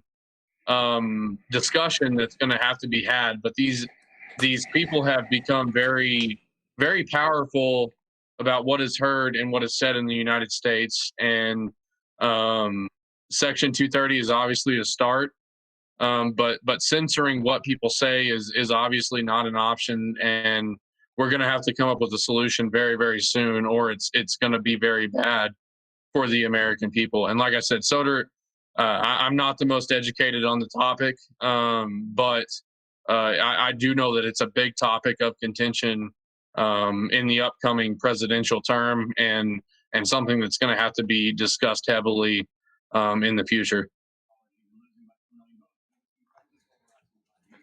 Awesome. Yes, Agreed. I do hope we talk about it. Soder's about that libertarian life. So right. Yeah, he threw his vote away for Gary Johnson. Yeah. So I think all those conversations, all those topics are on the table. I believe that we have to do something. I mean, you know, these organizations have essentially become the extension of the Democrat Party, right? Absolutely, yeah. I don't see them, you know, censoring information that could be damaging to Joe Biden. Just the opposite, they're putting it out there. Correct. And the worst of it, I mean, just situations like we just had just a minute ago. You know, we've been streaming for hours. I go off on a tangent talking about, you know, abortion, and they end my stream. So yeah. You know, I mean, that's ridiculous. So I agree. What the fix is, I tend to agree with Soder because we've had this discussion before on this show. And Justin, we'll have to have you come back on the show because we'll need to do this again. But I have to have you come on the show. We've done a few libertarian streams with some of our Republican lawmakers, and it always ends up being about marijuana. Every single time.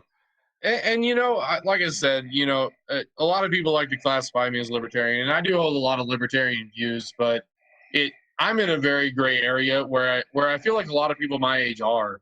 They look at the both sides and they say, well, you know, Democrats run on criminal justice reform, but marijuana is still an issue, and Republicans run on, you know, decreasing the debt, but the debt's still an issue. And I think a lot of people are where I'm at, to where the only party we closely identify with is libertarian, and I think a lot of us just aren't really. They don't fit in any of the three parties, really. And like I said, you know, Soder, he's probably got a lot more libertarian education than what I do. He's probably a lot more fundamentally libertarian than I am. But I think it's a major conversation that needs to happen with people my age is what really do we align with, and how do we really solve it? How do we really move forward in the nation, because people my age are picking out a lot of inconsistencies in all sides. And I think that's where I'm at, is seeing all the inconsistencies from both sides, from all three sides. And I think it's a major point of contention over the next 4 years. And I think it's something that really, we need to have a conversation on, as to how do we meet truly in the middle, and how do we resolve these issues that are at the forefront of our cultural differences and political differences. We have a lot of these type of conversations, Q, between him and I. We have a lot of these type of things. So I think it's interesting to note that he kind of, like we talked about, he's circling the one. Come on, man. I think fundamentally we talk about Republicans won how we get to the middle. In the middle, I think that's where a lot of kids are at. We talked about first-time voters. We talked about first-time voters that are 50, 60, 70 years old that have never voted. And they feel so disenfranchised by both sides because, like you said, they're so to the extreme on either side. Right. And a lot of us do reside in the middle. Haas, or I'm sorry, he goes by Haas, not Justin, just so to let you know. But and that's why I call him that. But everybody's got a nickname in Texas. Haas and I will have a conversation about it.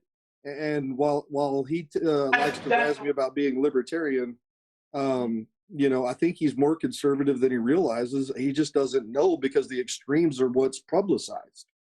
Sure. No, I agree, and I find that more and more, especially younger folks, they feel more comfortable classifying themselves as a libertarian, just because Republicans have gotten such a bad rap.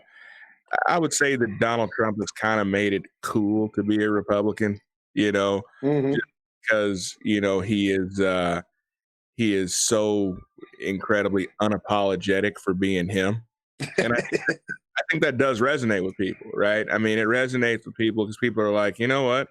Heck yeah. I'm not going to apologize for being me.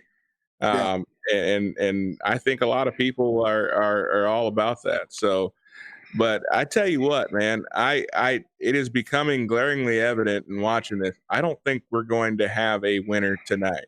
So you don't think so, huh? No, I don't think so. So I think we're going to be shutting her down here. And Soder. Yeah. I'm sorry, man. I was wanting to go until we had a clear-cut president, but I don't think that's going to happen tonight.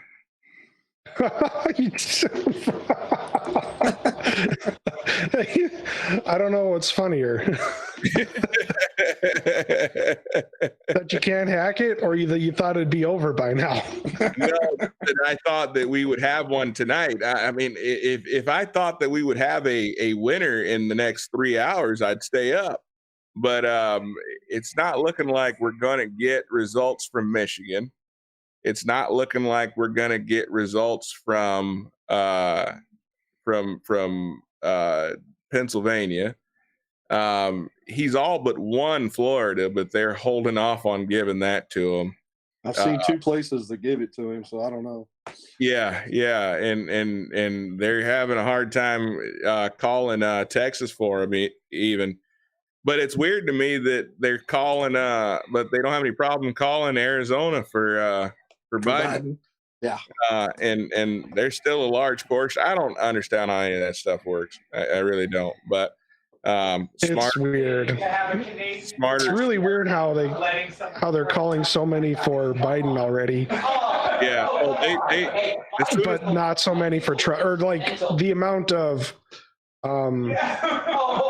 reporting and calls for both the candidates is really weird.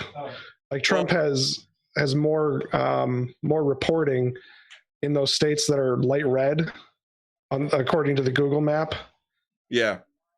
Than Biden does in the ones that are called. Well, it's also based off of districting too. I mean, if the districting is such that he's automatically ahead districting, well, there's no way that even a popular vote can push him over the edge in the state.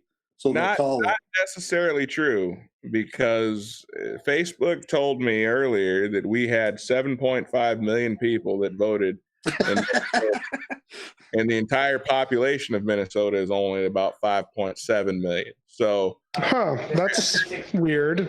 yeah, there could be some people, we don't know who all is documented, who all isn't documented. So you never know. I mean, we did lose a lot of people to Corona this year, so I mean, maybe they all voted before they croaked. Yeah. Well, and you got to think, 5.7 million people. You do realize that probably 40% of those people are not voting age, if not more. Right. So like 60% of the people aren't voting age. So it's sad. Yeah. But guys, thank you guys so much for taking time to join us. I'm gonna have to reach out to CC, but we might have to do a second show to commemorate the president and victory if we. That might not be until mid-January. Yeah, you're about to get in trouble. 2000 will commence again. Killing me, man. Killing me. Yeah, for real. So, yeah, they've already projected Joe Biden as the winner of California, and they just closed their polls down 30 minutes ago. I mean, let's think about that, though. You know what? No, because I already claimed that he was going to win California. So we need them to hold off until he wins. Well, I know a lot of people that went to bed in 2016 and woke up kind of pissed off. So, well, it's I didn't wake up pissed off, but I stayed up till 3-4 o'clock in the morning, though. Me and you both. So, yeah, standing there on the coffee table screaming, "Hell yeah!" Yeah, we were in just as much shock as everybody else, because we did not think that. I mean, it wasn't looking too good as far as the polls went. Man, 11 o'clock, everybody was just convinced that he was done. Yeah, I mean, and they even they even had a couple states that they were pretty well calling for Hillary that didn't go for her. So kind of like I said about Florida and Texas, both of them turned red since we talked. Yeah, they must have known you were in trouble. They didn't want you to get in. That's exactly what it was. I put calls in, man. Yeah. So, but all right, guys. Well, hey, have a great night. I'm going to. We haven't heard from CC for a while, so I'm assuming she's probably gotten into the drink. The libations. Yeah. She's still here, though. That's the weird part. She's just muted. I'm assuming that she got into the drink. She said that they were partying out there and drinking, and that kids were dancing. And oh no! Now we're gonna have Pizzagate about Blexit. Oh, great. The sports coats were coming off, the kids and the bows were coming off, and they were all just dancing on the floor. So sounds like one heck of a party. I missed out on that. Definitely. All right, guys. Well, hey, have a great night. Haas, it was great meeting you, man. Great meeting you. We'll have to have you come back on here. And okay, I'm going to bring one of our local reps. Guys. Soder, it's been a while since we've had a libertarian stream. It's been a while. Yeah, I appreciate you having me on. And like I said, I don't know that I really represent the libertarians to the fullest of their capacity, but I do my best. You just need to hang out with Stephen Powell and Soder. Yeah. Hang out with you guys, you'll be about as libertarian as they come. I could probably use some hangout time with Soder. I'm sure he's got some opinions on the ATF and the Fed that I would surely appreciate. So no, nothing that's going to be talked about on the internet. That's what I figured. Yeah, well, maybe we can share some memes off the internet. And I tell you what, you should go back and watch our stream that we did with Adam Kokesh. Yes, sir. We got off in the weeds a little bit. That was a good time. That was a really good time. So and some of his views on ending the Fed. We're sitting there. It's the first time I was ever doing a show with somebody, and they were hitting a bomb in between. I'm glad that didn't happen this time. No. We should have invited Kokesh. Right? We were sitting there talking to him, and all of a sudden, I'm like, what the heck is going on? I don't know that. I don't know that you'll get that from me. That's kind of not allowable where I work. But I'm all for it. So I'll have to please join a stream. They frown upon that where I work. But Yeah, no, that's all right, man. But just because I don't doesn't mean that I'm going to stand in somebody else's way to do what they do. So, man, I've been to plenty of college party, and all I ask is that they do it at least 6 foot away from me. Right, 6 foot's the magic number. So, yeah, Foster mom's watching this, by the way. Oh well, I don't go to any college parties. If that's better. Thank you. Yeah. No Thanks for having me on, brother. Anything to help mom and dad sleep at night, right? Right. Yeah. Absolutely. All right, guys. Well, hey, have a fantastic night, Soder. Yeah, buddy. Yeah, we're gonna go ahead and shut her down, and I'll talk to you tomorrow. Okay. Okay, you're not gonna pop into Nick's stream at all? At least for a little bit. He really wanted you to come on. I have not been invited, so I don't go places. Nick, send Q a link. All right, guys. I don't think you heard me. I'll work on him. Have a fantastic night. Take care, guys. Thanks. Bye now. Night all.